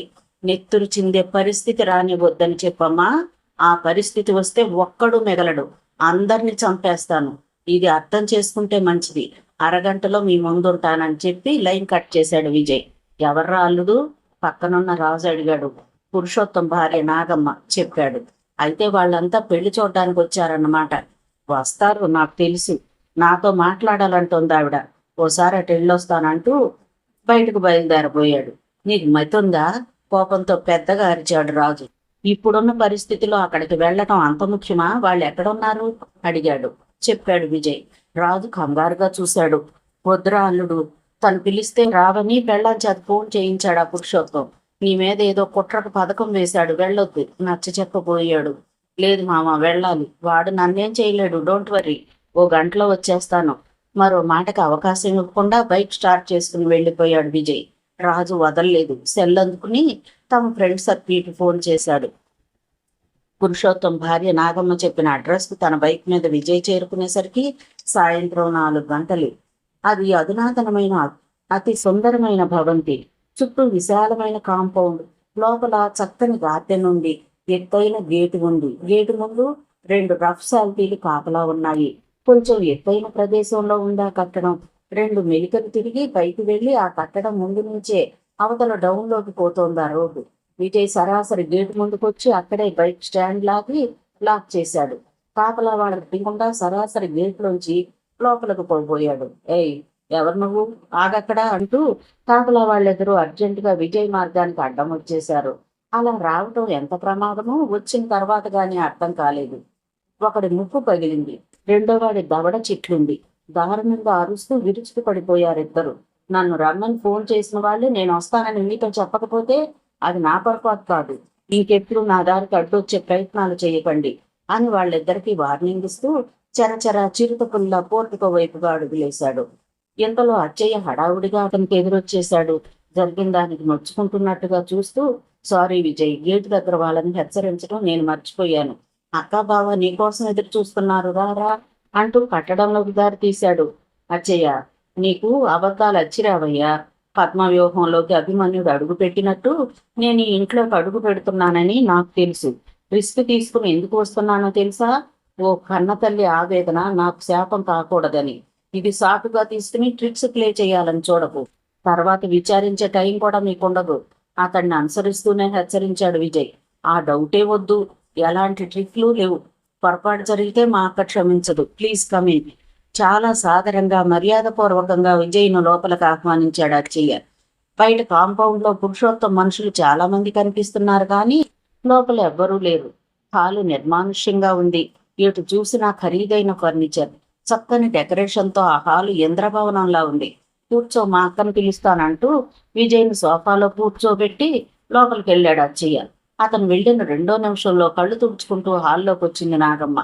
నుదుట బొట్టు, చేతులకు నిండుగా గాజులు, ఆకుపచ్చ జరీ చీర, జాకెట్లో నడిచి వచ్చే గ్రామ దేవతలా ఉన్న ఆమెను చూడగానే చటుక్కున లేచి నమస్కరించాడు విజయ్. కూర్చోబాబు అంటూ అతనికి ఎదురుగా సోఫాలో కూర్చుంది ఆవిడ. ఆవిడ కూతురు కోసం పడుతున్న ఆవేదనను స్పష్టంగా చూడగలుగుతున్నాడు విజయ్. మౌనంగా తను కూర్చున్నాడు. ముందుగా తనే మాట్లాడింది ఆవిడ. నిజానికి నేనే మీ ఇంటికొచ్చి జోలి పట్టి నిన్ను అర్థించాలి, నా బిడ్డని మాకివ్వు నాయనా అని. కానీ మీ కాలనీకి ఎవరూ అడుగు పెట్టకూడదని చెప్పావట అంది. అవునాంటీ, దుష్టుల్ని దూరంగా ఉంచటం మంచిది కదా అన్నాడు విజయ్. నేను చెడ్డదాన్ని కాదు నాయనా. వనంలో తులసి మొక్క శోభించదాంటీ. బాగా చెప్పావయ్యా, నిజమే. కానీ ఈ కన్నకడుపు బాధకు మందు లేదంటావా? 5 ఏళ్ల వయసులో చివరిసారిగా దాన్ని ఎత్తుకుని ముద్దాడి బువ్వ తినిపించిన చేతులివి. ఆ తరువాత దానికి తల్లి, తండ్రి, అన్నయ్య అన్నీ నువ్వే అయి పెంచావు. పెద్ద చదువులు చెప్పించావు. మంచి సంబంధం చూసి పెళ్లి చేస్తున్నావు. ఇన్ని చేసిన వాడివి దానికి అమ్మా నాన్ననివ్వలేవా? 1 కాదు, 2 కాదు, 15 ఏళ్ళు మా బిడ్డను మాకు దూరం చేశావు. ఈ శిక్ష మాకు చాలదా? చాలదాంటీ. ఎందుకంటే నీ భర్త నరరూప రాక్షసుడు, అది నీకు తెలుసు. ఆయన మూలంగా ఎన్ని కుటుంబాలు కుప్పకూలాయో, ఎంతమంది భర్తలను పోగొట్టుకున్నారో, ఎంతమంది పిల్లలు అనాథలయ్యారో లెక్కే లేదు. నీతికి నిలబడిన నా తండ్రిని నీ భర్త చంపాడు, నా తల్లిని చంపాడు, నన్ను చంపబోయాడు. నన్ను అనాథను చేసిన ఆ దుర్మార్గుణ్ణి నేనెలా క్షమించగలను? ఆ రోజు మీ కూతుర్ని చంపి పగ తీర్చుకోవాలి అనుకున్నాను, కానీ చేతులతో నా మెడను చుట్టుకుని గుండె మీద నిశ్చింతగా నిద్రపోతున్న పసికోనని చంపలేకపోయాను. మీ బిడ్డని ప్రాణాలతో ఉంచాను. సంతోషించండి, అంతకుమించి ఏమీ కోరవద్దు. కోరకుండా ఎలా ఉండగలనయ్యా? పెద్దవాడివయ్యావు, ఇంకా ఈ గొడవలు అవసరమా? అశోకుడంతటి వాడే ఒకరోజు యుద్ధాలొద్దనుకున్నాడు. ఆంటీ, యుద్ధం ఆరంభించింది నీ భర్తే. ఇప్పుడు ముగింపు ఆయన చేతిలో లేదు. అలా అనకు నాయనా. నా కన్నీళ్లు నిన్ను కరిగించవా? ఆయన చేసిన పాపాలకు నేను శిక్ష అనుభవించటం న్యాయమా? తప్పదాంటీ. నిప్పు పవిత్రమైనదే, కానీ అది ఇనుముతో చేరటం వల్ల సుత్తి దెబ్బలు దానికి తప్పటం లేదు. నీ ఆవేదన అర్థం చేసుకోగలను, కానీ ఈ విషయంలో నేనేం చేయలేను. మా బిడ్డను మాకు ఇచ్చేయమని అడగటం లేదయ్యా. ఎందుకంటే ఆడపిల్ల ఎక్కడ పెరిగినా అది అత్తింటి సొత్తు. నేను కోరేదేమంటే ఈ పెళ్లి మా చేతుల మీదుగా జరగని, దాన్ని పుట్టింటి లాంఛనాలన్నీ మా చేతుల మీదుగా జరిపించాలని బాబు. ఇంతకన్నా ఏమీ కోరను అంటూ ఇక ఆపుకోలేక పెద్దగా ఏడ్చేసింది ఆవిడ. 2 నిమిషాల పాటు మౌనంగా కూర్చున్నాడు విజయ్. కాసేపటికి తనని తానే కంట్రోల్ చేసుకుంటూ, ఏం బాబు, నా బిడ్డ నీకు చెల్లెలైనప్పుడు నువ్వు కూడా నా బిడ్డ లాంటి వాడివే కదా.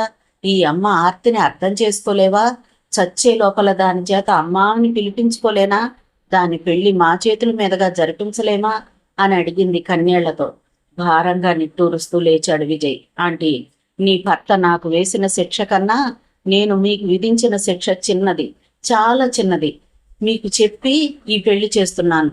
పెళ్లి చూడటానికి మీకు అవకాశాన్ని కల్పించాను. ఇంతకు మించి నేనేం చెయ్యలేను, సారీ అన్నాడు. సరే నాయనా, ఇంతే ప్రాప్తం అనుకుంటాను. చెప్పొద్దు, మా గురించి గీతకి ఏమి చెప్పొద్దు, కానీ ఓసారి దాన్ని కళ్ళారా చూడాలని ఉందయ్యా, చూపించవు? పెళ్లిలో ఎలాగూ చూస్తారుగా. కాదు, ఈ లోపల ఒక్కసారి చూడాలి. ఓకే ఆంటీ, మీరెంతగా అడుగుతున్నారు కాబట్టి నా కండిషన్కి మీరు అంగీకరిస్తే నాకు అభ్యంతరం లేదు.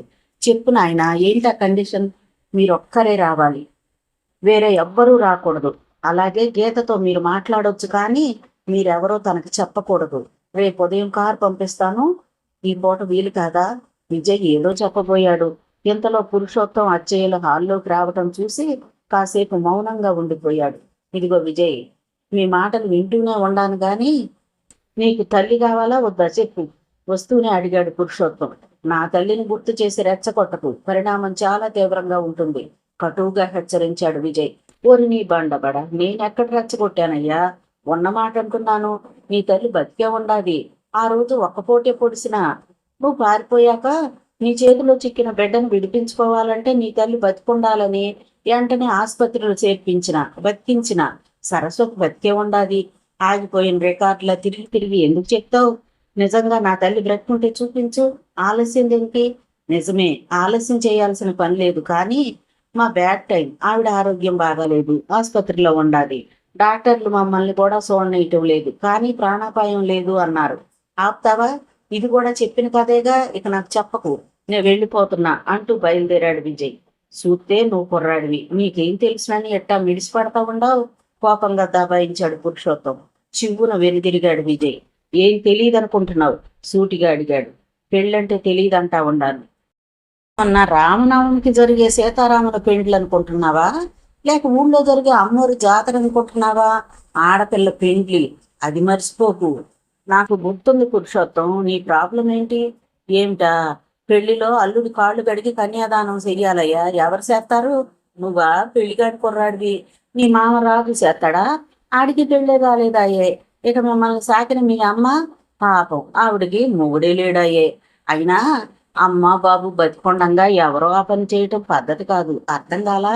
ఇప్పుడు కాదన్నా పెళ్లిలోనైనా నువ్వు మమ్మల్ని పిలిచి కన్యాదానం చేయించాలబ్బాయా, తప్పదు అంటూ పెద్దగా నవ్వాడు పురుషోత్తం మాటలు విజయ్ని అలర్ట్ చేశాయి. నిజమే, తమ చెల్లెలు పెళ్లి అనుకోవటమే కానీ ఈ లాంఛనాలు, ఆచారాలు, పద్ధతుల గురించి అసలేమీ తెలియదు తనకి. అలాగని అవునని కాదని అతను పురుషోత్తంకి బదులు చెప్పలేదు. షార్ప్గా అతన్ని చూస్తూ అటు నాగమ్మతో, ఆంటీ ఉదయం కారు పంపిస్తానంటూ వెనుతిరిగాడు. ఆగుబాబు, వచ్చిన వాడివి వచ్చినట్టే వెళుతున్నావు, కాఫీ అయినా తీసుకో, వెనక నుంచి అరిచింది నాగమ్మ. సారీ అండి, ఇది నా శత్రువు ఇల్లు, ఇక్కడ మంచినీళ్లు కూడా తాగకూడదు. వెళుతూనే సమాధానం ఇచ్చాడు విజయ్. అతను పోర్టికోలోకి అడుగు పెట్టేసరికి రాజు పరిగెత్తుకొస్తూ కనిపించాడు. ఆవరణలోకి ప్రవాహంలో వచ్చేసిన కుర్రాళ్ళు అక్కడి గోండాల వైపు ఉరుకుతున్నారు. బయట సరసరా దూసుకొస్తున్నాయి వాహనాలు. అల్లుడు, నీకేం కాలేదుగా? వస్తూనే అరిచాడు ఆత్రంగా. మామ, నీకు బుద్ధి లేదురా, ఇప్పుడు ఇదంతా అవసరమా? పదండి, వెనక పదండి, క్విక్. అరే ఆగండ్రా, no problem, get away from here అంటూ మిత్రవర్గాన్ని హెచ్చరించాడు. ఈ లోపల కేకలు విని బయటకు వచ్చిన పురుషోత్తం అచ్చయ్యలకు కోతుల మోకలా వచ్చి పడిన యువతను చూడగానే కళ్ళు తిరిగినంత పని అయింది. బావా, మనం చాలా అదృష్టవంతులం బావా, విజయ్ని దెబ్బతీయాలని ఎలాంటి లుచ్చ ఆలోచన చేయలేదు, అందుకే సేఫ్ అయ్యాం. ఒకవేళ అలాంటి పొరపాటే జరుగుంటే వాళ్ళు మనల్ని బ్రతకనిచ్చేవాళ్లే కాదు. బాప్రే, ఎంతమంది యువసేన అంటూ కళ్ళు నొలుముకున్నాడు అచ్చయ్య. నాకు తెలుసురా బామ్మరిది, ఒక్కడూ రావటానికి ఆడేమన్నా ఎర్రోడా? కానీ ఓ సంగతి మర్చిపోకురా, 100 సార్లు తప్పించుకున్న పెద్ద పులైనా 101సారైనా బోన్లో సిక్కిపోతుంది. ఆ తర్వాత దాని అడ్రస్ ఎవరికి తెలీదు. ఓపిక పడదాం, కంగారు లేదు అన్నాడు పురుషోత్తం. చూస్తూ ఉండగానే ఎంత వేగంగా వచ్చారో అంతే వేగంగా ఆ యువకులంతా అక్కడి నుంచి అదృశ్యమైపోయారు. ఈ హడావుడిలో విజయ్ తన బైక్ మీద ఎప్పుడు వెళ్ళిపోయాడో ఎవరూ చూడలేదు. అర్ధరాత్రి 12 దాటింది సమయం. పెళ్లి పనుల్లో ఎవరికీ తీరిక లేదు. అంత క్రితమే నడుము వాల్చింది వెంకట సుబ్బమ్మ. ఇంట్లో అంతా అప్పటికే నిద్రపోయారు. లోపలికి వస్తున్న అలికిడికి ఆవిడకు నిద్ర తేలిపోయింది. కళ్ళు తెరచి చూసింది. విజయ్ లోపలికి వస్తూ కనిపించాడు. లైట్ స్విచ్ వేశాడు. గదిలో పట్టపగల్లా వెలుతురు పరుచుకుంది. అమ్మా, నిద్రపోతున్నావా? వచ్చి కుర్చీ మంచం దగ్గరకు లాక్కుంటూ అడిగాడు. ఏమిట్రా బేటా, ఎలాగొచ్చావు? ఇంకా నిద్రపోలేదా? లేచి కూర్చుంటూ అడిగింది ఆవిడ. లేదమ్మా, నీతో కొంచెం మాట్లాడాలి, అందుకే వచ్చాను చెప్పాడు. ఏంట్రా నాయనా, ఏదైనా డబ్బు సమస్య? అనుమానంగా అడిగింది ఆవిడ. లేదమ్మా, దేవుడు మనకు సరిపడా ఇచ్చాడు, డబ్బు సమస్య కాదు చెప్పాడు. మరేంటి సమస్య? ఏం లేదమ్మా, పెళ్లి గురించి, లాంఛనాల గురించి నాకు పెద్దగా తెలియదు, నిన్ను అడిగి తెలుసుకున్నానని. అడుగు. పెళ్లి కొడుకు పెళ్లి కూతురు మెడలో తాళి కట్టేస్తాడు, పెళ్లి జరిగిపోయినట్టే కదా. అవును, ఏమున్నా లేకపోయినా పసుపు కొమ్ముడు పసుపు తాడు కట్టి అమ్మాయి మెడలో కట్టేస్తే పెళ్ళైపోయినట్టేరా నాయన. కానీ సంప్రదాయంగా జరిగే పెళ్లిలో చాలా తతంగం ఉంది. రేపు నీ చెల్లెలు పెళ్లి చూస్తావు కదా, ఇప్పుడు ఈ డౌట్లు ఎందుకు వస్తున్నాయి? కన్యాదానం అంటే ఏమిటి? అతని ప్రశ్నకు ఉలిక్కి పడకుండా ఉండలేకపోయింది ఆవిడ. పెళ్లి హడావుల్లో చాలా విషయాలు తాను మర్చిపోయిన సంగతి కొడుకు ప్రశ్న విన్న తర్వాత గాని ఆవిడకు గుర్తు రాలేదు. నుదురు రుద్దుకుంటూ ఆశ్చర్యంగా చూసింది. సమయానికి గుర్తు చేశావురా బిడ్డ. దీనికి మనం ఏదన్నా ఏర్పాటు చేయకపోతే చివరి నిమిషంలో చిక్కుల్లో పడతాం. నాకు ఇంతవరకు ఈ ఆలోచనే రాలేదు చూసావా. అమ్మాయి తల్లిదండ్రులు అల్లుడి కాళ్ళు గడిగి తమ కూతుర్ని కన్యాదానం చెయ్యాలి. ఈ తతంగం అంతా పురోహితుడు చేయిస్తాడు. కానీ మన గీత తల్లిదండ్రులు అందుబాటులో లేనప్పుడు నేను చెయ్యొచ్చా? కన్యాదానం చాలా పుణ్యకార్యం రా కొడక. కానీ పెళ్లి కాని నీలాంటి వాళ్ళు కానీ, భార్య పోయిన వాళ్ళు కానీ, భర్త లేని వాళ్ళు చెయ్యకూడదు. భార్యాభర్తలు ఇద్దరు కలిసి చెయ్యాలి. పిల్లకు తల్లిదండ్రులు అందుబాటులో లేని పక్షంలో సమీప బంధువుల్లో ఎవరో ఒక దంపతుల చేత చేయిస్తారు. అవును, ఈ విషయం నీకెలా గుర్తొచ్చిందిరా? గుర్తు రాలేదమ్మా, పురుషోత్తం గుర్తు చేశాడు, సవాల్ విసిరాడు. పెళ్లిలో తమను పిలిచి కన్యాదానం చేయించక తప్పదన్నాడు. ఈ శుభకార్యాన్ని చూడ్డానికి తప్ప జరిపించటానికి వాళ్ళని నేను అనుమతించను. ఈ విషయంలో ఏదన్నా చెయ్యాలి. నేను పెళ్లి చేసుకుంటే చల్లాయిని కన్యాదానం చెయ్యొచ్చా? బేషుగ్గా చెయ్యొచ్చు. కానీ రేపు గీత పెళ్లి పెట్టుకుని అదెలా సాధ్యం? కనీసం మన రాజు రాణిల పెళ్ళైపోయినా బాగుండేది, వాళ్ళు ఉపయోగపడేవాళ్ళు. ఇప్పుడిక ఆలోచించి లాభం లేదు. రేపు ఏదో జంటను ఏర్పాటు చేద్దాంలే. నా మతి మండిపోను. కాళ్ళు కడిగే పళ్ళం చెంగు కొన్నాం గాని ఈ విషయమే తట్టలేదు నాకు చూసావా. సరే అమ్మా, నిద్రపో, పొద్దుటే ఆలోచిద్దాం అంటూ లేచి లైట్ ఆపి బయటకు వచ్చేశాడు విజయ్. ఈ విషయంలో ఆ రాత్రి చాలాసేపు నిద్రకు దూరమయ్యాడంటే ఆశ్చర్యమే లేదు. దాంతో మర్నాడు ఆలస్యంగా నిద్ర లేచాడు. అప్పటికే సందడి మొదలైపోయింది. శారదాదేవి పరిణితులు 6 రోజులుగా పగలెక్కడే ఉండి పెళ్లి పనుల్లో సాయం చేస్తున్నారు. గీతను పెళ్లి కూతుర్ని చేశారు. కాళ్ల పారాణి బొగ్గన చుక్కతో ముద్దబంతిలా తిరుగుతున్న గీతను చూస్తుంటే విజయ్కు ఆనందంగా ఉంది. తన చేతుల్లో పెరిగిన కసికోన అప్పుడే పెళ్లి కూతురయిందంటే తనకే ఆశ్చర్యం. విజయ్ రెడీ అయ్యేసరికి 9 అయింది టైం. తాత్కాలికంగా కన్యాదానం సమస్యను పక్కన పెట్టాడు. రాజును పిలిచి నాగమ్మను తీసుకురమ్మని కారిచ్చి పంపించాడు. పెళ్లి పనుల కోసం వారం రోజులుగా అద్దె కారు ఒకటి ఏర్పాటు చేయటం జరిగింది. ఆ కారు తీసుకునే వెళ్ళాడు రాజు. సరిగ్గా 10 గంటలకు నాగమ్మతో తిరిగి వచ్చాడు రాజు. ఏంటి మామా, అంతా సవ్యంగా జరిగిందా? రాజును చిన్నగా అడిగాడు విజయ్. నో ప్రాబ్లం అల్లుడు, ఆవిడ్ని లోపలికి తీసుకెళ్ళు చెప్పాడు రాజు. నమస్తే ఆంటీ, రండి, నాతో రండి అంటూ ముందుకు దారి తీశాడు విజయ్. మౌనంగా అతన్ని అనుసరించింది నాగమ్మ. చేతిలో బరువుగా హ్యాండ్ బ్యాగ్ ఒకటి ఉంది. ఇంతకాలం తర్వాత తన కన్న కూతుర్ని చూడబోతున్న ఆనందంలో ఆవిడ కాళ్ళు తడబడుతున్నాయి. ఆ ఇంటిని పరిసరాలని చూస్తూ అతని వెంట లోపలికి నడిచింది. నాగమ్మ ఎవరో అక్కడ ఎవ్వరికీ తెలియదు. ఆవిడ వస్తున్నట్లు కూడా ఇంట్లో ఎవ్వరికీ చెప్పలేదు విజయ్. రాజుకు మాత్రమే తెలుసు. చెప్పకుండా అతన్ని కట్టడి చేశాడు విజయ్. నాగమ్మను సరాసరి తన బెడ్రూమ్లోకి తీసుకెళ్లి కూర్చోబెట్టాడు విజయ్. కూర్చోండి ఆంటీ, గీతను పిలుస్తాను. ఏం తీసుకుంటారు? కాఫీ, టీ అడిగాడు. వద్దయ్యా, నువ్వు మా ఇంట్లో ఏమీ తీసుకోలేదు, మీ ఇంట్లో ఎలా తీసుకుంటాను? ఏం వద్దు అంది. గీత ఇచ్చినా తీసుకోరా అని నవ్వేస్తూ హాల్లోకి నడిచాడు విజయ్. గీత, ఎక్కడున్నావమ్మా అంటూ గీతను పిలిచాడు. ఇక్కడే ఉన్నాను గాని ఎవరో వచ్చారట, ఎవరన్నయ్యా అంటూ పక్క గదిలోకి వచ్చింది గీత. రా చూద్దిగానంటూ గీతను నాగమ్మ ముందుకు తీసుకెళ్లాడు. ఆమెను చూడగానే గీత ఆశ్చర్యపోయింది. ఆంటీ, మిమ్మల్ని చూశాను, ఎక్కడో చూశాను. గుర్తొచ్చింది. చెన్నై పాండీ బజార్లో చూశాను, అవునా అని అడిగింది ఎగ్జైటింగ్ గా. అవునమ్మా, నువ్వు కాపాడిన అమ్మను నేనే. నీ పెళ్లి అని తెలిసి చూసిపోదామని వచ్చాను అంది తనని తాను కంట్రోల్ చేసుకుంటూ నాగమ్మ. నన్ను ఆశీర్వదించండి ఆంటీ అంటూ ఆవిడ పాదాలకు నమస్కరించింది గీత. 1000 ఏళ్లు సుఖంగా పిల్లా పాపలతో వర్తిల్లి తల్లి. గీతను భుజాలు పుచ్చుకుని లేపింది నాగమ్మ. ఉన్న ప్రాణం ఆగలేకపోయింది. అందుకే గీతను కౌగిలించుకుంది. తప్పిపోయిన పిల్ల తిరిగి దొరకగానే తల్లి కోడి ఆ పిల్లను తన రెక్కల్లో దాచుకున్నట్లుగా కూతుర్ని అలుపు తీరా కౌగిలించుకుందావిడ. దుఃఖం పొంగిపోస్తుంది, కానీ ఏడవలేదు. అలాగని నవ్వనూ లేదు. విచిత్రమైన స్థితి. ఎంతైనా రక్త సంబంధం కాబట్టి గీత కూడా ఆమెను కౌగిలించుకోగానే ఒక విధమైన పులకరింతకు గురయింది. ఇది అని చెప్పలేని ఆనందం. కొద్దిసేపు అలాగే ఉండిపోయారు. కూతురు బొగ్గను ముద్దాడింది నాగమ్మ. నా తల్లి పొత్తడి బొమ్మలా ఉన్నావమ్మారా, ఇలా కూర్చో అంటూ తన పక్కనే కూర్చోబెట్టుకుంది బెడ్ మీద. నా పెళ్లి సంగతి మీకెలా తెలిసిందంటే అంకుల్ రాలేదా అన్నట్టు, మీది చీమ కుర్తి అని కదూ ఆ రోజు నాతో చెప్పారు అని అడిగింది. అవునమ్మా, మాది చీమ కుర్తి.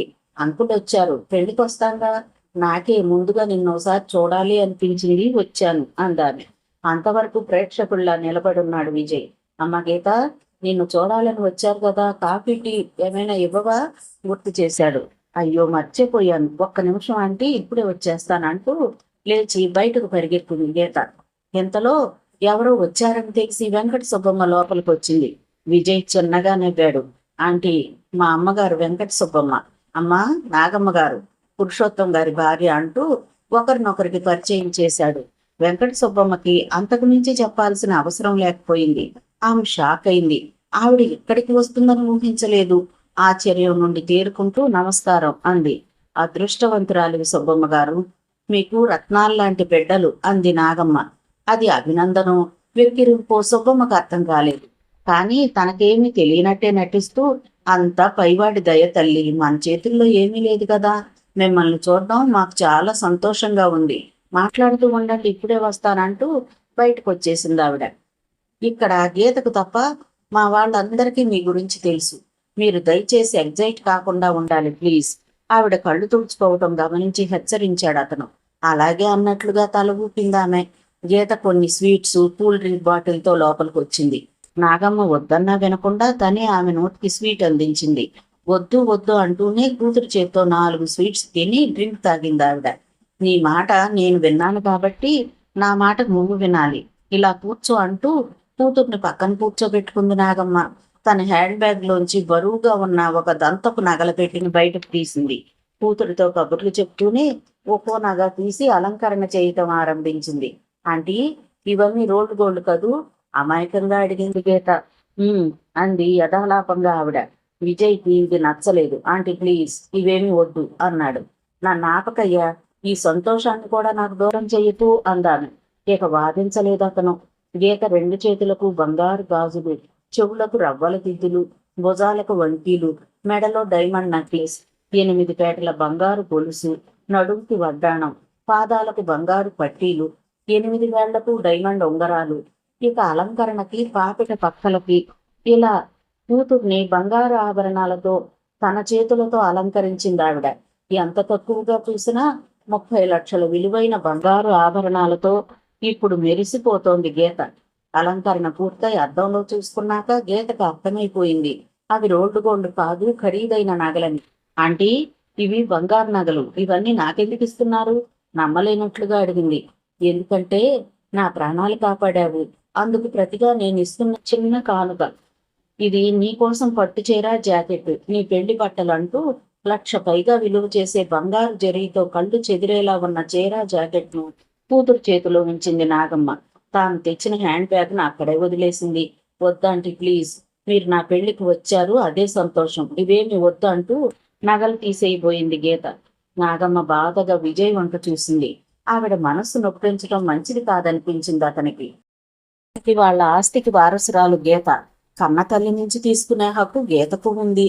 ఆ హక్కును తను కాదనలేడు. అందుకే గీతకు నచ్చజెప్పాడు. ఉంచుకో గీత, అంతగా పెద్దావిడ ప్రేమగా ఇస్తుంటే కాదనకూడదు అన్నాడు.